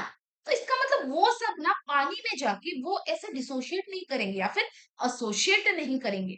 बट अगर आपको वहीं पे NaCl पूछ लिया तो भाई वो तो पानी में जाके Na प्लस और Cl माइनस देगा, तो उस केस में क्या करोगे, उस केस में क्या करोगे, तो वही हमें बस पढ़ना है। ओके, तो वेंटो फैक्टर जो होता है हम उसको आई से रिप्रेजेंट करते हैं, किससे रिप्रेजेंट करते हैं, आई से रिप्रेजेंट करते हैं। ओके, टिल नाउ हम जो सारे सॉल्यूट्स थे वो नॉन इलेक्ट्रोलाइट थे, हम उसको पढ़ रहे थे, इसलिए नो एसोसिएशन और नो डिसोसिएशन हो रहा, मतलब ना ही एसोसिएशन हो रहा था ना ही डिसोसिएशन हो रहा। ठीक है, अभी फॉर एग्जाम्पल देखो, मैं ले रही हूँ NaCl, क्या ली, NaCl। ओके, मैंने बोला ये 100% डिसोशिएट हो रहा है, 100% डिसोशिएट हो रहा है, मतलब Na plus plus Cl minus. आप कंसिडर करोगे कि यहाँ पे 1 मोल था NaCl, बट जब ये टूटा तो Na प्लस भी 1 मोल बना और Cl माइनस भी 1 मोल बना, और दोनों मिलके 2 मोल्स बने, दोनों मिलके 2 मोल्स बने। इसका मतलब आपको अगर क्लियरली एक वांटो फैक्टर में समझाऊं, जितने टाइम पार्टिकल्स बढ़ेंगे, ओके, उतने टाइम ऑब्जर्व्ड कॉलिगेटिव प्रॉपर्टीज, हम इसको क्या बोलते हैं, ऑब्जर्व्ड कॉलिगेटिव प्रॉपर्टीज। ऐसे अगर हम देखेंगे नॉर्मली, हम बोलेंगे कि भाई NaCl को डाल दो, 1 मोल गया, ये 1 मोल आ जाएगा हमारे पास। लेकिन जो ऑब्जर्व्ड कॉलिगेटिव प्रॉपर्टीज होता है ना, वो डिफरेंट होता है। उसमें हमें कितना मोल्स मिला, 2 मोल्स मिला। अभी तक हम कैलकुलेट करते आ रहे थे, क्या, अभी तक हम कैलकुलेट करते आ रहे थे, लेकिन वांटो फैक्टर में हम ऑब्जर्व करेंगे, क्या, ऑब्जर्व करेंगे। और इसीलिए क्या होता है, जो observed colligative properties is not equal to calculated colligative properties. समझ में आया, आप देखोगे इस केस में क्या होगा, observed colligative properties is not equal to calculated colligative properties. Okay, मतलब अब तक आपने जितने कॉलिगेटिव प्रॉपर्टीज निकाल दिया वो सब तो कैलकुलेशन से ही निकाला, हाँ कि ना। बट जो वेंटो फैक्टर आ जाता है ना, हम उसको प्रॉपरली ऑब्जर्व करते हैं, हम उसको जानते हैं कि भाई ये डिसोशिएट होके 2 मोल्स दे रहा है, एक नहीं, एक नहीं। ओके, सो अगर सेम टू सेम, अगर सपोज आपको बोलेगा कि एसोसिएट होगा, 100% एसोसिएशन हो रहा है, तो फिर मोल्स कम हो जाता है, बस इतना याद रखो, डिसोसिएशन में मोल्स बढ़ता है देख सकते हो आप खुद, 1 से 2 हो रहा है, एसोसिएशन में क्या होता है, मोल्स कम हो जाता है। लिखो, यहाँ पे लिखो, if association then moles decrease, moles decrease. Okay, okay. तो अभी जो मैंने बोला, हम क्या बोल सकते हैं, जितने टाइम्स पार्टिकल्स बढ़ेंगे, आप खुद देखो, पार्टिकल्स जितने टाइम बढ़ रहे हैं उतने टाइम ऑब्जॉर्व्ड कोलिगेटिव प्रॉपर्टीज बढ़ेंगे, और जितने टाइम पार्टिकल्स घटेंगे उतने टाइम ऑब्जॉर्व कोलिगेटिव प्रॉपर्टीज भी घटेंगे। अब जितने टाइम बढ़ेंगे मतलब क्या, जितने टाइम वो डिसोशिएट होंगे तो वो बढ़ेंगे, एसोसिएट होंगे तो वो कम होंगे। क्या इतना समझ में आया? फिर हम करेंगे उसकी फॉर्मूला। बताओ, इतना समझ में आया? इतना समझ में आया?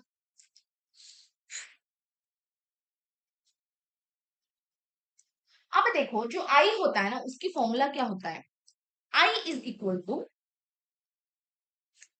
Total number of moles after dissociation और association by total number of moles of solute before association और डिसोसिएशन।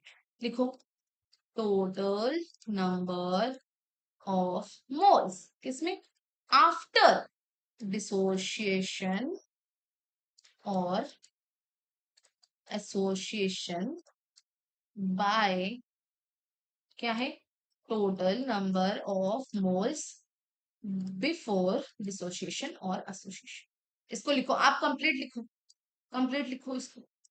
ओके, ओके बेटा जी, डन, डन।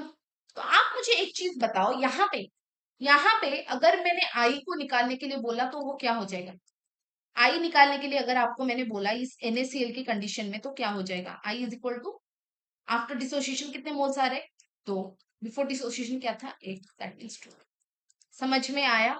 अब यहाँ पे 2 आ रहा है, क्यों, क्योंकि ये 100% डिसोशिएट कर रहा है, लेकिन हर केसेस में 100% ये डिसोशिएट नहीं करेंगे। अब वो भी हम आगे पढ़ेंगे कि जहां पे 100% डिसोशिएट नहीं हो रहा है वहां पे हम क्या यूज करते हैं, कैसे फॉर्मूला यूज करते हैं। इतना समझ में आया? और एक दो एग्जाम्पल कर लेते हैं। Excuse me. और एक दो एग्जाम्पल कर लेते हैं। फॉर एग्जाम्पल ले लो MgCl2। ओके, अब ये 100% डिसोशिएट हो रहा है। ओके, ओके, डिसोसिएशन हो रहा है 100%। तो ये क्या आया, Mg2 प्लस 2Cl ओके, ये था 1 मोल, हम इसको कंसिडर करेंगे 1 मोल। 1 मोल से एक Mg प्लस बनेगा, लेकिन यहाँ पे Cl, एक Cl माइनस बनना चाहिए, बट 2 Cl है तो 2 बन रहा है। तो आप मुझे खुद बताओ, यहाँ पे आई के फॉर्मूला क्या होगा, आई के फॉर्मूला क्या होगा, बताओ, जल्दी बताओ, जल्दी बताओ बेटा जी, आई के फॉर्मूला क्या होगा, क्या होगा, बताओ।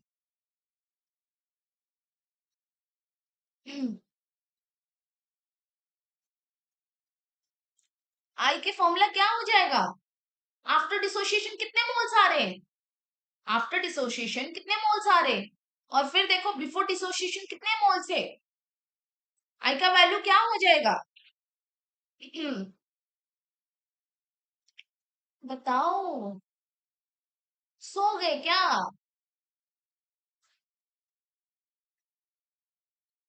समझ में नहीं आया मुझे, और एक बार पूछो, अगर समझ में नहीं आया और एक बार पूछो, मैं समझा दूंगी।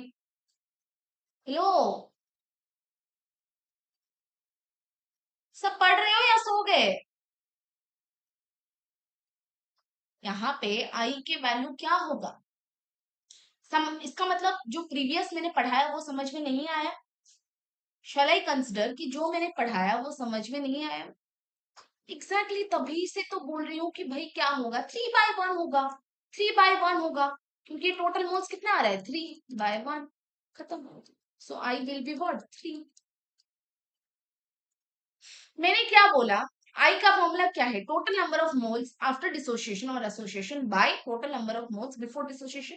यहाँ पे मैंने NaCl लिया था। ओके, NaCl का 1 मोल था, 1 मोल से Na प्लस का 1 मोल बना, Cl माइनस का 1 मोल बना, तो इसीलिए इसका टोटल मोल्स आ गया 2। अब आई अगर हम निकालेंगे तो आफ्टर डिसोसिएशन कितने मोल्स आ रहे हैं, 2, बिफोर डिसोसिएशन कितने आ रहे हैं, 1, सो 2/1। सिमिलरली ये वाला ही मैंने पूछा। नेक्स्ट पूछती हूँ, जल्दी बताओ, नहीं बताओगे तो देखो, जल्दी बताओ मुझे, जल्दी बताओ।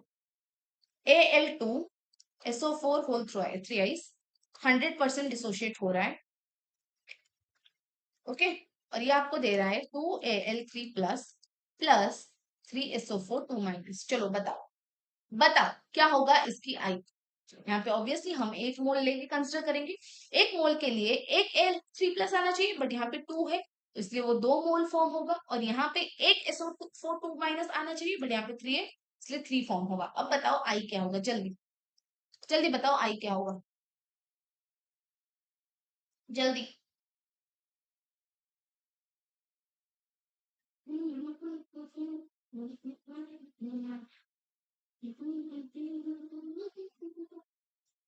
एग्जैक्टली क्या हो जाएगा, 5/5।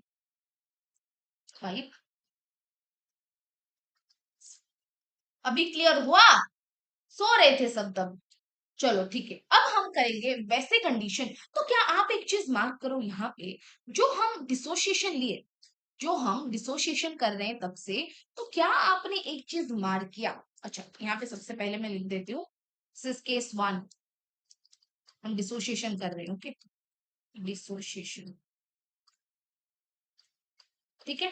क्या यहाँ पे एक चीज आप मार्क कर पा रहे हो, जो आई है that is always greater than 1। आप खुद देखो, आप खुद देखो, आई यहाँ पे 2 आ रहा है, यहाँ पे 3 आ रहा है, यहाँ पे 5 आ रहा है, it is always greater than 1, ठीक है, it is always greater than 1। अभी हम चाहते हैं ऐसे कंडीशन में जहां पे वो 100% डिसोशिएट नहीं करेंगे। कहाँ पे भाई, जहां पे वो 100% डिसोशिएट नहीं करेंगे। फॉर एग्जाम्पल NaCl, ये 100% डिसोशिएट नहीं कर रहा है, सो Na plus plus Cl minus, okay. तो यहाँ पे मैंने इसकी मोल्स मान रखा, ओके, और ये तो 0 है, मतलब ये फॉर्म ही नहीं हुए। अब हम देखेंगे कि ये कितना डिसोशिएट हो रहा है। हम कंसिडर कर लेते हैं ये 1 माइनस अल्फा डिसोशिएट हो गया है, तो यहाँ पे अल्फा फॉर्म होगा, यहाँ पे अल्फा फॉर्म होगा। इनिशियली इतना था।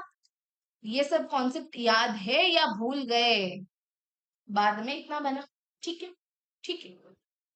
इसका मतलब बिफोर डिसोसिएशन तो ये 1 था, और आफ्टर डिसोसिएशन ये क्या बना, 1 माइनस अल्फा, या अल्फा अल्फा। अब अगर आपको पूछेगा कि आई के वैल्यू निकालो, तो आई का वैल्यू क्या था, नंबर ऑफ पार्टिकल्स, मतलब जो आफ्टर एसोसिएशन या डिसोसिएशन है बाय बिफोर एसोसिएशन और डिसोसिएशन। तो आफ्टर तो यही हो रहा है, तो इसको ऐड करो, 1 minus alpha plus alpha plus alpha, सिर्फ 1 प्लस अल्फा।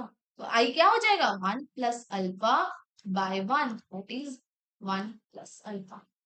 समझ में आया, आई क्या है, 1 प्लस अल्फा। चलो और एक कर लेती हूँ, फिर आई होप कि आप क्लियर हो जाओगे। देन मैं आपको पूछूंगी, MgCl2 ले लेते हैं। ये क्या देगा भाई, Mg2 plus plus 2Cl minus, okay. Same to same करेंगे, सेम टू सेम करेंगे, और ये 100% डिसोशिएट नहीं कर रहा है। सबसे पहले हम क्या करने वाले, इसकी मोल्स को मान ले लेंगे। ये तो भाई 0, क्योंकि ये फॉर्म ही नहीं हुआ है। अब कुछ तो डिसोशिएट हो गया होगा, 1 माइनस अल्फा मतलब अल्फा डिसोशिएट हुआ है, कुछ तो डिसोशिएट हुआ होगा, क्योंकि हम यहाँ पे 100% डिसोशिएशन नहीं ले रहे। सो अल्फा डिसोशिएट हुआ है, मतलब यहाँ पे अल्फा फॉर्म हुआ, यहाँ पे अल्फा फॉर्म हुआ। अब अगर आपको पूछेगा, हाँ लेकिन क्या यहाँ पे अल्फा फॉर्म होगा, आप खुद देखो, एक मोल के लिए वो कुछ भी नहीं बना था, तो यहाँ पे 1 माइनस अल्फा, एक अल्फा डिसोशिएट कर रहा है, तो ये तो अल्फा हो जाएगा। बट ये क्या हो जाएगा, ये हो जाएगा 2 अल्फा। क्या हो जाएगा, 2 अल्फा, क्योंकि 2Cl माइनस है। Simple, simple. तो अगर आपको यहाँ पे आई पूछेगा, तो हमें पता है after dissociation by for dissociation, खुद देखो आफ्टर डिसोसिएशन क्या है, क्या है, 1 माइनस अल्फा प्लस 2 अल्फा, कितना है, 1 प्लस 2 अल्फा बाय, समझ में आया, अभी समझ में आया ना हम कैसे निकाल रहे हैं ये सब। आई विल बी 1 प्लस 2 अल्फा, अभी समझ में आ रहा है बेटा। चलो नेक्स्ट मैं देती हूँ आप लोग, नेक्स्ट मैं आप लोगों को एक क्वेश्चन देती हूँ, that is for you, okay. AlCl3 will give Al plus 3 plus 2Cl minus, okay, 2Cl minus। सबसे पहले हम इसको 1 लेंगे, ये 0 0, ये 1 माइनस मतलब अल्फा डिसोशिएट कर गया, ये अल्फा फॉर्म हुआ और ये 2 अल्फा फॉर्म हुआ। आपको क्या बोलना है, आई का वैल्यू बोलना है, बोलो जल्दी, मुझे आई का वैल्यू बताओ, जल्दी आई का वैल्यू बताओ।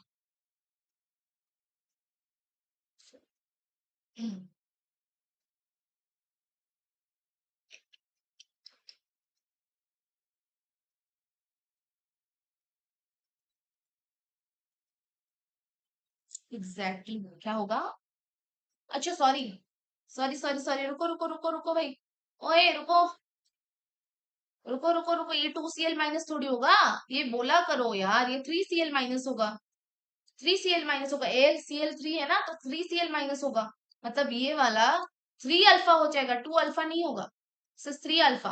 और एक बार करके बताओ, और एक बार करके बताओ, मैं वेट कर रही हूँ, करके बताओ, बताओ।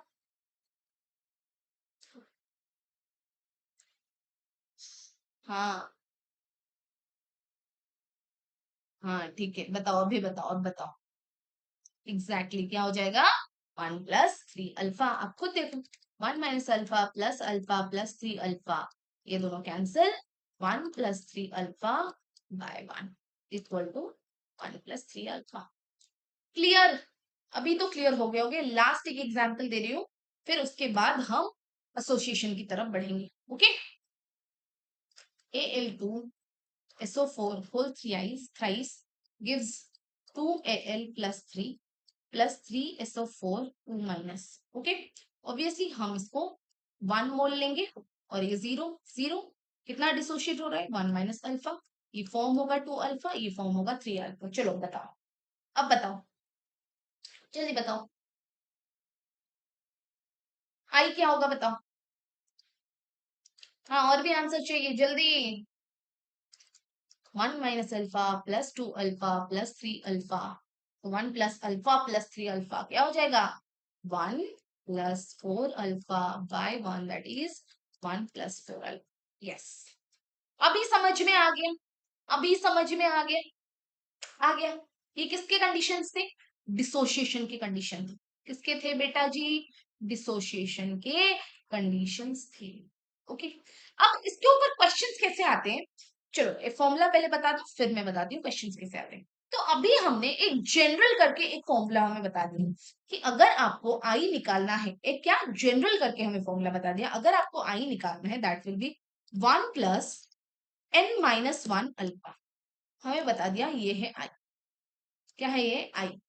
ओके, तो नॉर्मली क्या होता है, आपको अल्फा दे दिया होगा, फॉर एग्जाम्पल सपोज आपको बोला होगा कि अल्फा है 35% ऑफ AlCl3, ऐसे बोल दिया होगा, आप क्या करोगे, 35/100 करोगे, जितना आएगा कितना, 5 7 × 35, 5 20 × 7/20 लिखोगे अल्फा के बदले में। आप सोच रहे होगे कि ये एन क्या है, एन क्या है, एन क्या है, नंबर ऑफ आयन से, मतलब AlCl3 में कितने आयन्स आएंगे टोटल, AlCl3 में कितने आएंगे ion, student L + 3 + 3Cl minus, तो एक यहाँ पे 3 4 आयन्स आएंगे, तो ये जो एन होता है दैट इज व्हाट, आयन्स। समझ आया, मैं यहाँ पे लिख रही हूँ, यहाँ पे लिख रही हूँ, this is number of ions, और अल्फा क्या है ये आप सबको पता है, हम ऑलरेडी पढ़ चुके हैं। ओके, ओके, और यहीं से हमें अल्फा का भी फॉर्मूला मिल जाएगा, हो सकता है कहीं पे आपको अल्फा पूछेगा और आई आपको दे दिया होगा। ओके, तो ये हो जाएगा अल्फा का फॉर्मूला, ये एक बेसिक चीज है, ये एक बेसिक चीज है। ओके, और अगर अगर if alpha is equal to 1, then I will be equal to N, number of ions के साथ इक्वल हो जाएगा। हम एक ऐसा क्वेश्चन कर लेंगे, डोंट वरी, फिर आप क्लियर हो जाओ। ओके, क्लियर, बोलो। तो क्या हमें यहाँ से एक चीज पता चला कि हम अब तक जो कर रहे थे वो कैलकुलेटेड कर रहे थे, वो कैलकुलेटेड कर रहे थे, बट अभी हम क्या करें, हम उसे ऑब्जर्व करें, मतलब अभी हम जो भी आंसर निकालेंगे दैट बी राइट, वहां पे भी आंसर गलत नहीं आ रहे थे, बट वहां पे एक्चुअली एक चीज मैंने नहीं बोला, जो कि मैं इसके बाद बोलूंगी, इसके बाद बोलूंगी एंड एक्सप्लेन दैट। क्या आपको ये 3 फॉर्मूला याद रहा, ये 3, ये एक जनरल फॉर्मूला है, ये एक जनरल फॉर्मूला है क्वेश्चन में आई निकालने के लिए या फिर अल्फा निकालने के लिए। डन, डन, एसोसिएशन में चले, बोलो, एसोसिएशन में चले।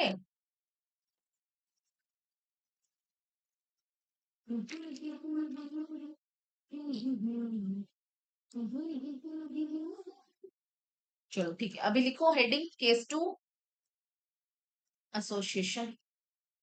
सबसे पहले 100% एसोसिएट करके देखेंगे, फिर हम जैसे एसोसिएट कर रहे थे, मतलब कंप्लीट 100% एसोसिएट नहीं हो रहा है, फिर वैसे देखेंगे। ओके, सबसे पहले ले लेते हैं 2CH3COOH। ओके, हम मानते हैं कि भाई ये 100% एसोसिएट हो रहा है, क्या ये 100% एसोसिएट हो रहा है, ठीक।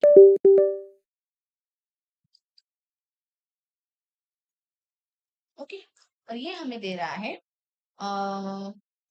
इसकी डायग्राम क्या हो जाएगी, मतलब सर ये हमें दे रहा है CH3C, okay, double bond O, और दे रहा है OH। सिमिलरली इस तरफ से भी हमें क्या देगा, CH3C, और इस तरफ आ जाएगा OH, और इस तरफ आ जाएगा डबल बॉन्ड। अब आप देखोगे इन दोनों के बीच हाइड्रोजन, ये ऑर्गेनिक पार्ट है, बस मैं बता रही हूँ, यहाँ पे हाइड्रोजन बॉन्डिंग फॉर्म हो जाता है। चलो छोड़ो, वो बात की बात है। अब हम जो देखने वाले हैं वो देखिए, ओके। यहाँ पे दो था तो मैं यहाँ पे 2 मोल्स ले रही हूँ, मैं यहाँ पे क्या ले रही हूँ, 2 मोल्स ले रही हूँ, ओके। हमने देखा जब ये 100% एसोसिएट हुआ, जब ये 100% एसोसिएट हुआ, तो भाई इसके पास ये जो मोल्स थे ये इसके आधा हो गया, मतलब यहाँ पे 1 आ गया, यहाँ पे 1 आ गया, समझे, यहाँ पे 1 आ गया, ये हमने जाना। मैं ये नहीं बोल रही हूँ कि 1 ही आएगा, 1 ही आएगा, ये नहीं बोल रही हूँ। हम यहाँ पे 2 मोल्स कंसिडर किए, और हम जब इसको एसोसिएट किया 100%, यहाँ पे क्या आ गया, 1 मोल्स आ गया। तो क्या आप यहाँ से मुझे आई के वैल्यू बता सकते हो, आई के वैल्यू क्या हो जाएगा, आई के वैल्यू कैसे हो जाएगा, क्या हो जाएगा, what will be the value of i, बताओ, बताओ बेटा, क्या हो जाएगा, 1/2, एग्जैक्टली। क्यों, एसोसिएशन के बाद वो 1 हो रहा है, फिर 2 हो रहा है। तो यहां से एक चीज तो आप क्लियर हो जाओ कि एसोसिएशन केस में जो आई होता है that will always be less than 1। वहां पे डिसोसिएशन में क्या हो रहा था, वो आई एक से ज्यादा होगा, ओके। ओके, ये हमने बस एक कंडीशन ले लिया कि 100% डिसोसिएशन हो रहा होगा, तो यहाँ पे हमने 2 मोल से लिया, वहां पे वो 1 मोल फॉर्म हो रहा है। क्यों, क्योंकि मैंने स्टार्टिंग में आपको बताया था जब भी डिसोसिएशन हो रहा होगा तो मतलब पार्टिकल्स बढ़ेंगे, बट जब भी एसोसिएशन होगा वो कम होगा। समझ में आया, समझ में आया, आया कि नहीं, आया कि नहीं। तो क्या आप यहाँ पे बोल सकते हो जो ऑब्जर्व, क्योंकि हम अभी ऑब्जर्व कॉलिगेटिव प्रॉपर्टीज तो निकाल रहे हैं, वो क्या होगा, कम होगा कैलकुलेटेड कॉलिगेटिव प्रॉपर्टीज, यहाँ की ना।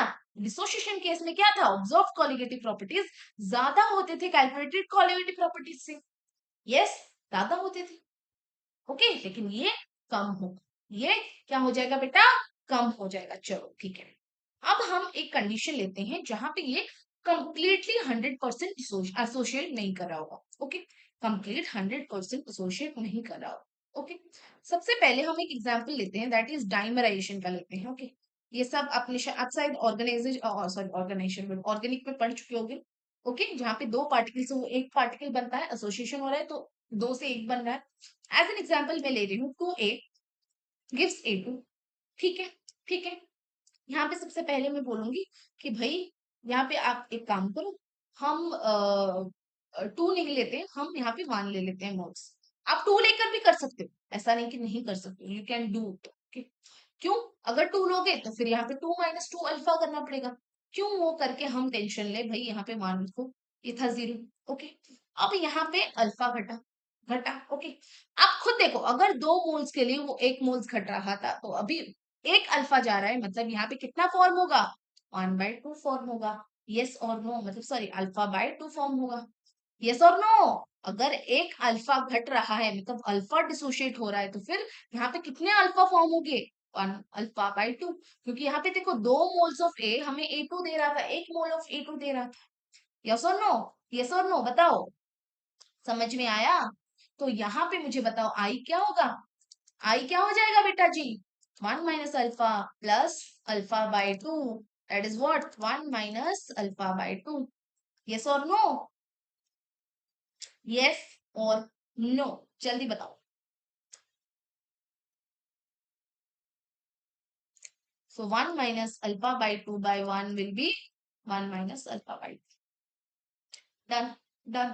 सिमिलरली फॉर एग्जांपल सपोज यहाँ पे ट्राइमराइजेशन के लेंगे, मतलब 3 पार्टिकल से एक पार्टिकल बन रहा होगा, ये सब आप पढ़े हो या नहीं ऑर्गेनिक में, ट्राइमराइजेशन डाइमराइजेशन ये सब पढ़े हो या नहीं, नहीं पढ़े हो तो बस इतना जानो, ट्राइमरेशन में 3 पार्टिकल से एक पार्टिकल हो रहा है, 3 पार्टिकल से वो एक में हो रहा है, ओके, ओके, ठीक है बेटा, okay.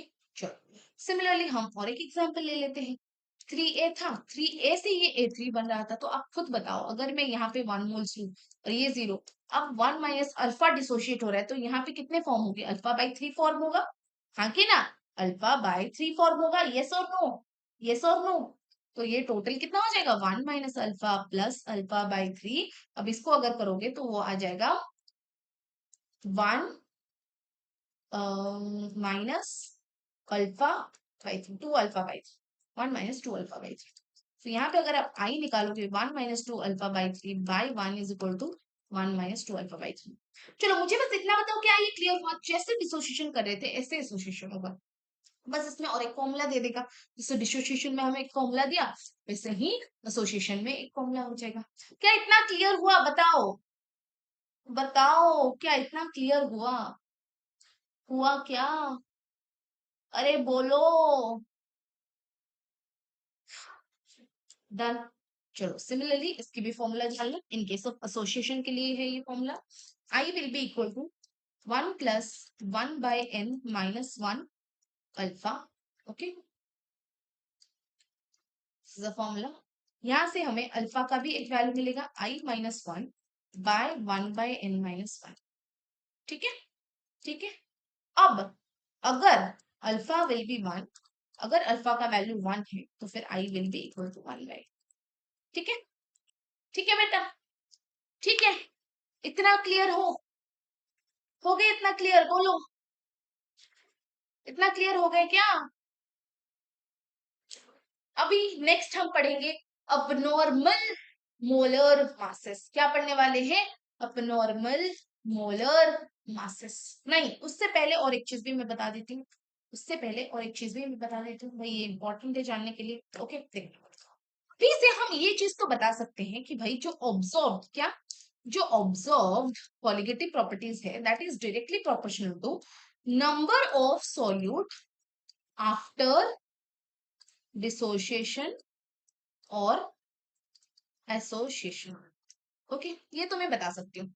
Similarly I can write कि जो कैलकुलेट सीपी है, कॉलिगेटिव प्रॉपर्टीज है, that is number of solute before dissolution, dissociation और एसोसिएशन। ठीक है, तो क्या यहां से मैं लिख सकती हूँ ये कि i is equal to, also can be write observe CP by calculated CP, हाँ या ना? बोलो, बोलो, अरे बोलो बेटा जी, can I write this?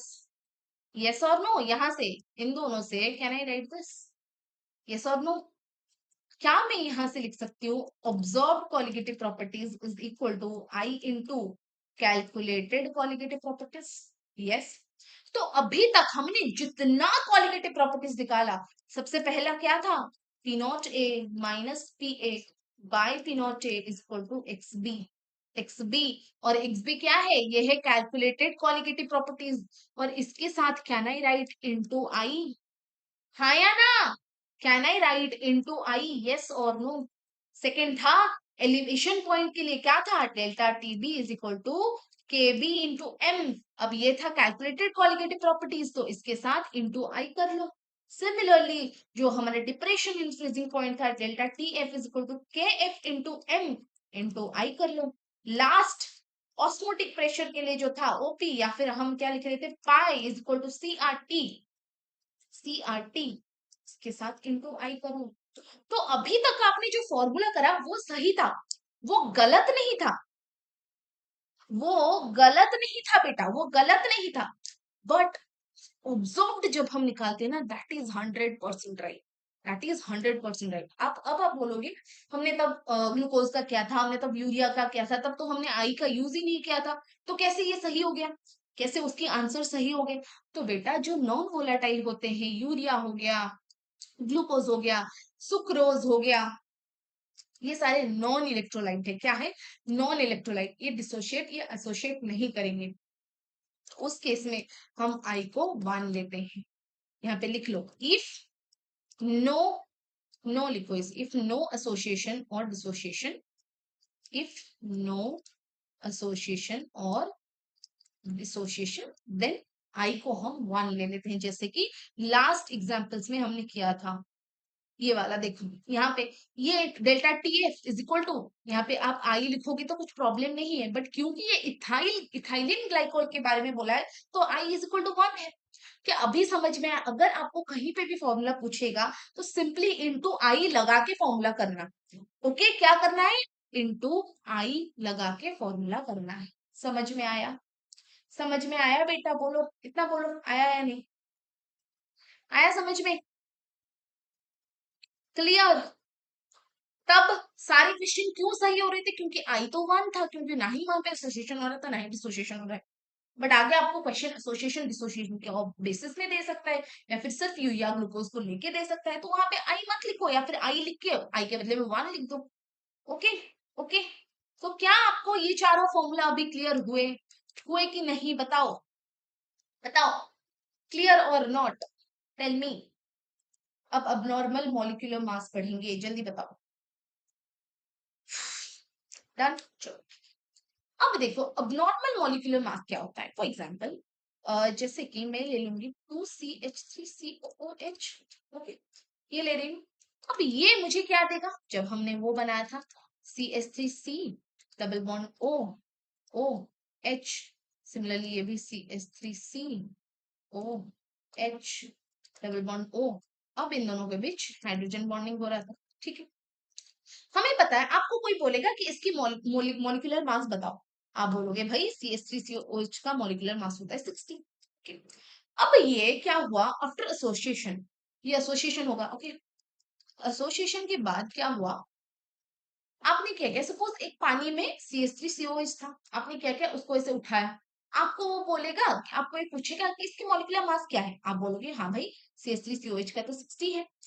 But but जब आपने उसको ऑब्जर्व किया या फिर उसको कैलकुलेट किया या फिर जो एक्सपेरिमेंट होते हैं उससे आपको पता चला कि भाई इसकी तो मोलर मास 120 आ रहा है, इसकी तो मोलर मास 120 आ रहा है।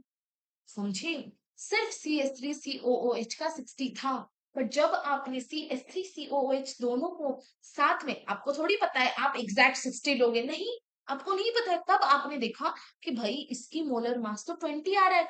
इसको हम क्या बोलते हैं? इसको हम डाइमर बोलते हैं।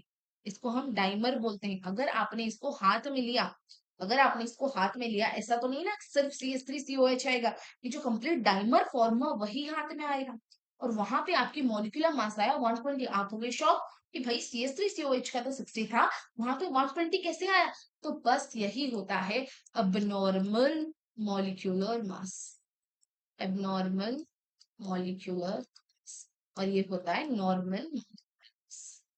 बस कॉन्सेप्ट इतनी है, इसके फॉर्मूला है वो बता देती हूँ, इसके ऊपर ऐसे क्वेश्चंस नहीं आते, क्वेश्चंस बैंट ऑफ फैक्टर्स नहीं आते। और मैंने जैसे बोला, मैं एक एक्स्ट्रा लेक्चर लूंगी after I complete electrochemistry, only because of the question, only because of the question. Okay, okay. So उसकी वरी मतलब आप चिंता ना करो कि क्वेश्चन कैसे सॉल्व होगा, क्या होगा, क्योंकि ऐसे भी हम क्वेश्चन करेंगे। अभी और 2 क्वेश्चन भी है, हम उसको भी करेंगे। बट थोड़ा ज्यादा क्वेश्चन जैसे मैंने इक्विलिब्रियम में कराया था, आई वांट कि इसमें भी आप करो, क्योंकि इसमें वो डिफिकल्ट हो जाता है। Okay, okay. बस अब नॉर्मल मॉलिक्यूलर मास यही होता है, और इसकी जो फॉर्मूला होता है that is I is equal to normal molecular mass upon abnormal molecular mass. ठीक है, ठीक है, डन। अभी नेक्स्ट चले, 2 क्वेश्चन करेंगे और फिर सॉल्युबिलिटी हेनरी लॉस पढ़ के खत्म करेंगे।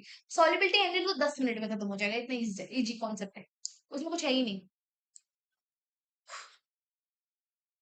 डन बेटा, ठीक है, नेक्स्ट चलते हैं। क्या दिया है क्वेश्चन देखो।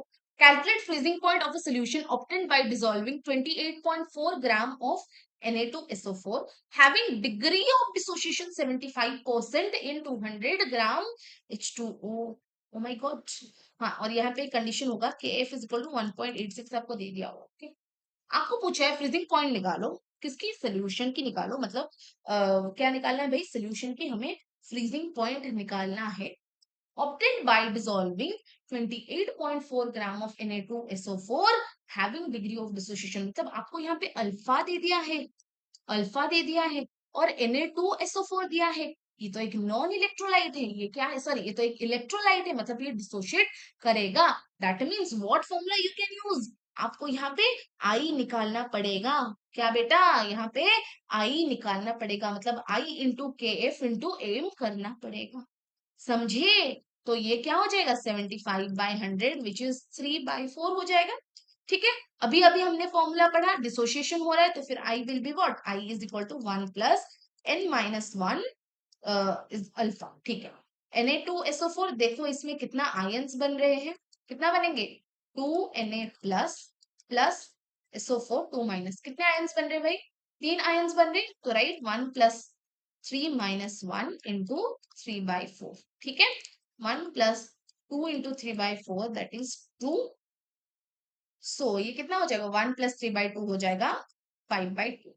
आई का वैल्यू आपको मिल गया, आई का वैल्यू आपको मिल गया। ठीक है, ठीक है बेटा, मिला के नहीं। अब हम निकालेंगे मोलिलिटी, अब हम निकालेंगे मोलिलिटी। चलो भाई मोलिलिटी निकालते हैं। Molality is equal to number of moles of solute. तो ये कितना होगा, 28.4 बाय Na2SO4 का क्या होता है, Na2SO4 का हो जाएगा 42, 142 हो जाएगा। ओके, 142 बाय कितना दिया है यहाँ पे, 200 ग्राम ऑफ H2O, मतलब 200 बाय 1000, यस और नो, 200 बाय 1000। तो चलो भाई इसको सॉल्व कर लो, बाय 10 इंटू 140, हाय हाय देखो, तो ये क्या हो जाएगा, 284 बाय 10 इंटू 142 इंटू 1000 बाय 200, ये हो जाएगा, 0 0 कैंसिल, यहाँ पे 0 कैंसिल, ये कितना होगा, 2 1 ज़र 4 42, अरे भाई 1 आ गया, मोलिलिटी आ रहा है 1, मोलिलिटी आ रहा है 1। तो क्या अभी आप यहाँ से डेल्टा टी एफ निकाल सकते हो, क्या आप यहाँ से डेल्टा टी एफ निकाल सकते हो, आई इंटू के एफ इंटू एम। आई कितना था हमारा, 5/2 इंटू के एफ हमें गिवन था 1.86 इंटू 1, यस और नो, यस और नो, मतलब 5 इंटू 180, मतलब करो 5/2 इंटू 186/100 हो जाएगा 93 which is equal to 465/100 that is 46.5। अब अगर डेल्टा टीएफ आ गया, आपको क्या पूछा है, आपको क्या पूछा है बोलो, क्या पूछा है, freezing point of a solution पूछा है। अब आप निकाल सकते हो, यस और नो, यस और नो, अरे हाँ कि ना बोलो,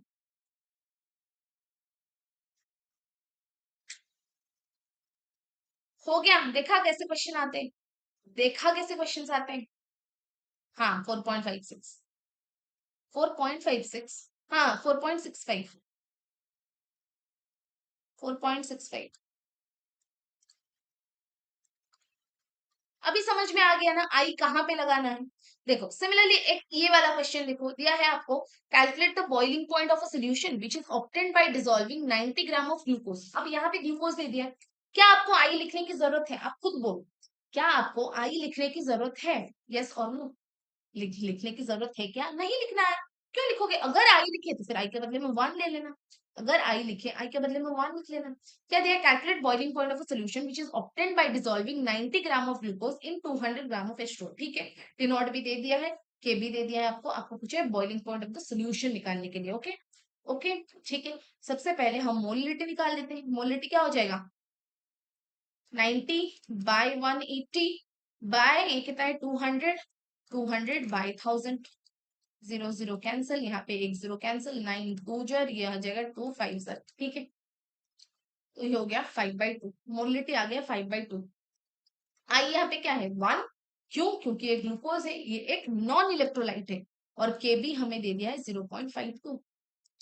सो delta TB will be equal to I into K B into M, खुद बोलो क्या हो जाएगा, 1 इंटू 0.5 बाई 52 इंटू 5/2, और यहाँ से आ जाएगा 1.3।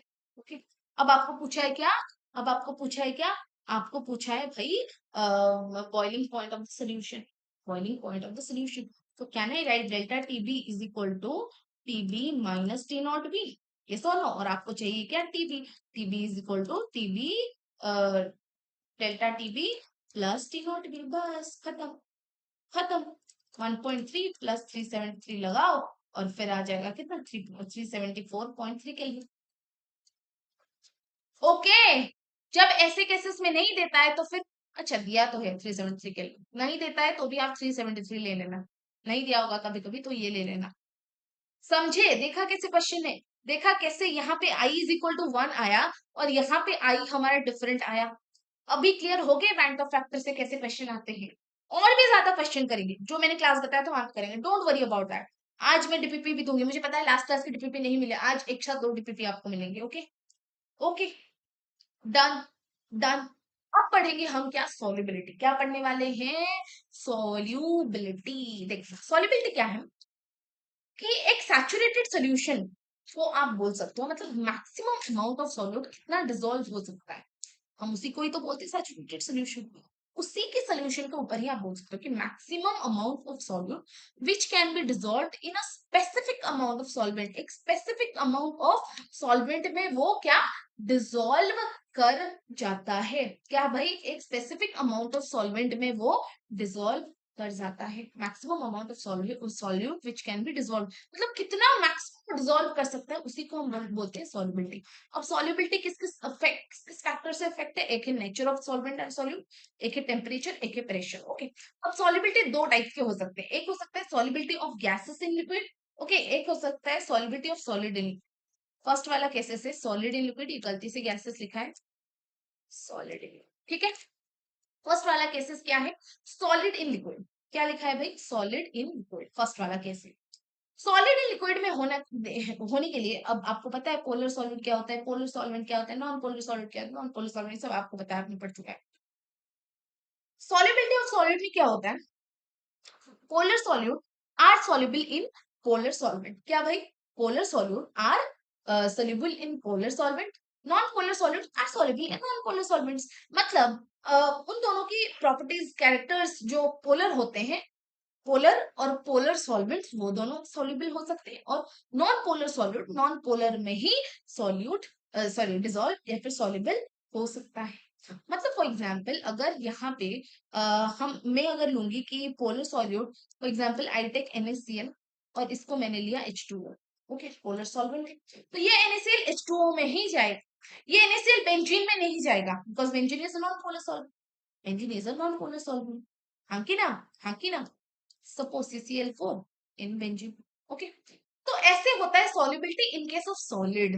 अब देखो कि ये टेम्परेचर के ऊपर कैसे डिपेंड करेगा, ये टेम्परेचर के ऊपर कैसे डिपेंड करता है, टेम्परेचर के ऊपर कैसे डिपेंड करता है। हमें पता है भाई सॉल्यूट प्लस सॉल्वेंट हमें क्या देता है, हमें देता है सोल्यूशन, ये हमें पता है। जब वो एंडोथर्मिक होगा, जब वो एंडोथर्मिक होगा तो टेम्परेचर बढ़ता है, और टेम्परेचर बढ़ेगा मतलब सॉल्युबिलिटी बढ़ेगा। किस केस में, solubility of solid in liquid की केस में, किसमें, ऑफ सॉलिड की केस में। और अगर ये एक्सो है, अगर ये एक्सो है तो फिर क्या होगा, टेम्परेचर क्या हो जाएगा, कम हो जाएगा, एंड सॉल्युबिलिटी भी कम हो जाए। समझ में आया, सॉरी, टेम्परेचर तो बढ़ जाएगा लेकिन सॉल्युबिलिटी कम हो जाएगी, टेम्परेचर बढ़ेगा लेकिन उस केस में सॉल्युबिलिटी जो है वो कम हो जाएगी। समझ में आया टेम्परेचर के ऊपर कैसे डिपेंड करता है, एक पोलर सॉल्वेंट, एक non polar solvent, non polar solvent. Temperature के ऊपर क्या देखेंगे, एंडो देखेंगे, एक्सो देखेंगे। अगर एंडो होगा तो फिर टेम्परेचर तो बढ़ेगा, सॉल्युबिलिटी बढ़ेगा, अगर एक्सो होगा तो फिर सॉल्युबिलिटी कम हो जाएगा, ठीक है।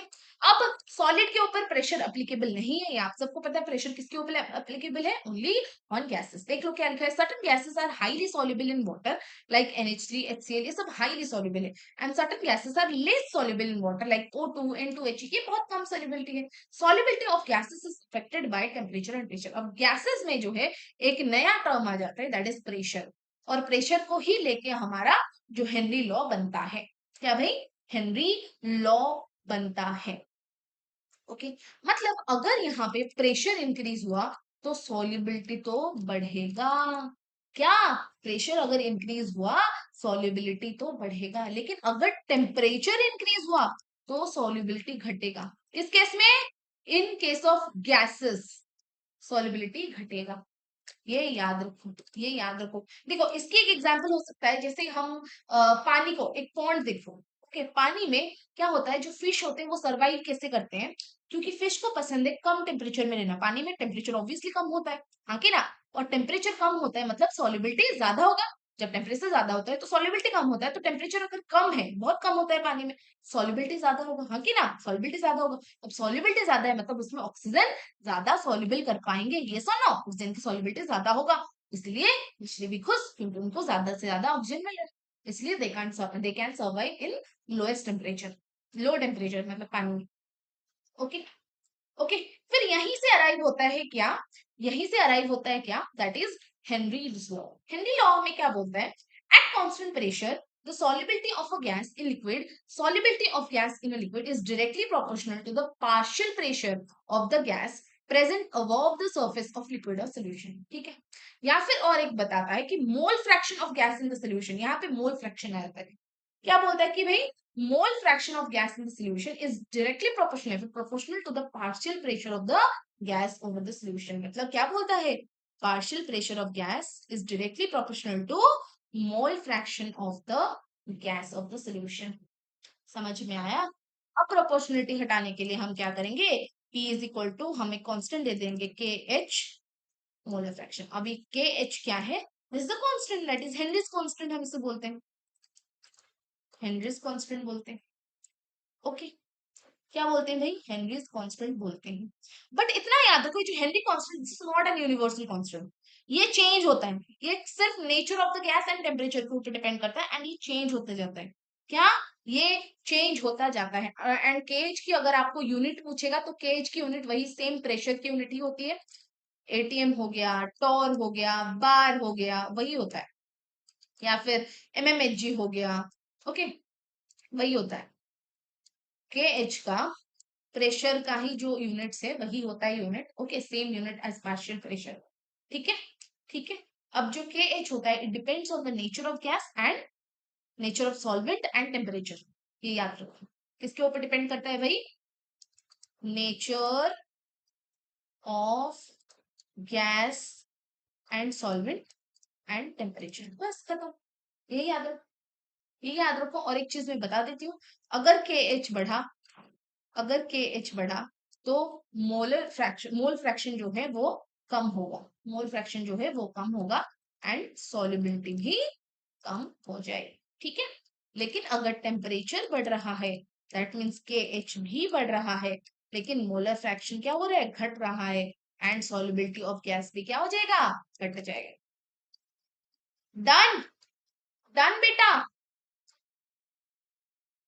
बोलो, डन, समझ में आया, समझ में आया, क्लियर। तो भाई अभी अपने लिए ताली मार दो, ये तो this is mandatory in our class, एक बार हमारा चैप्टर खत्म हो जाएगा, अपने लिए तो ताली मारना ही है।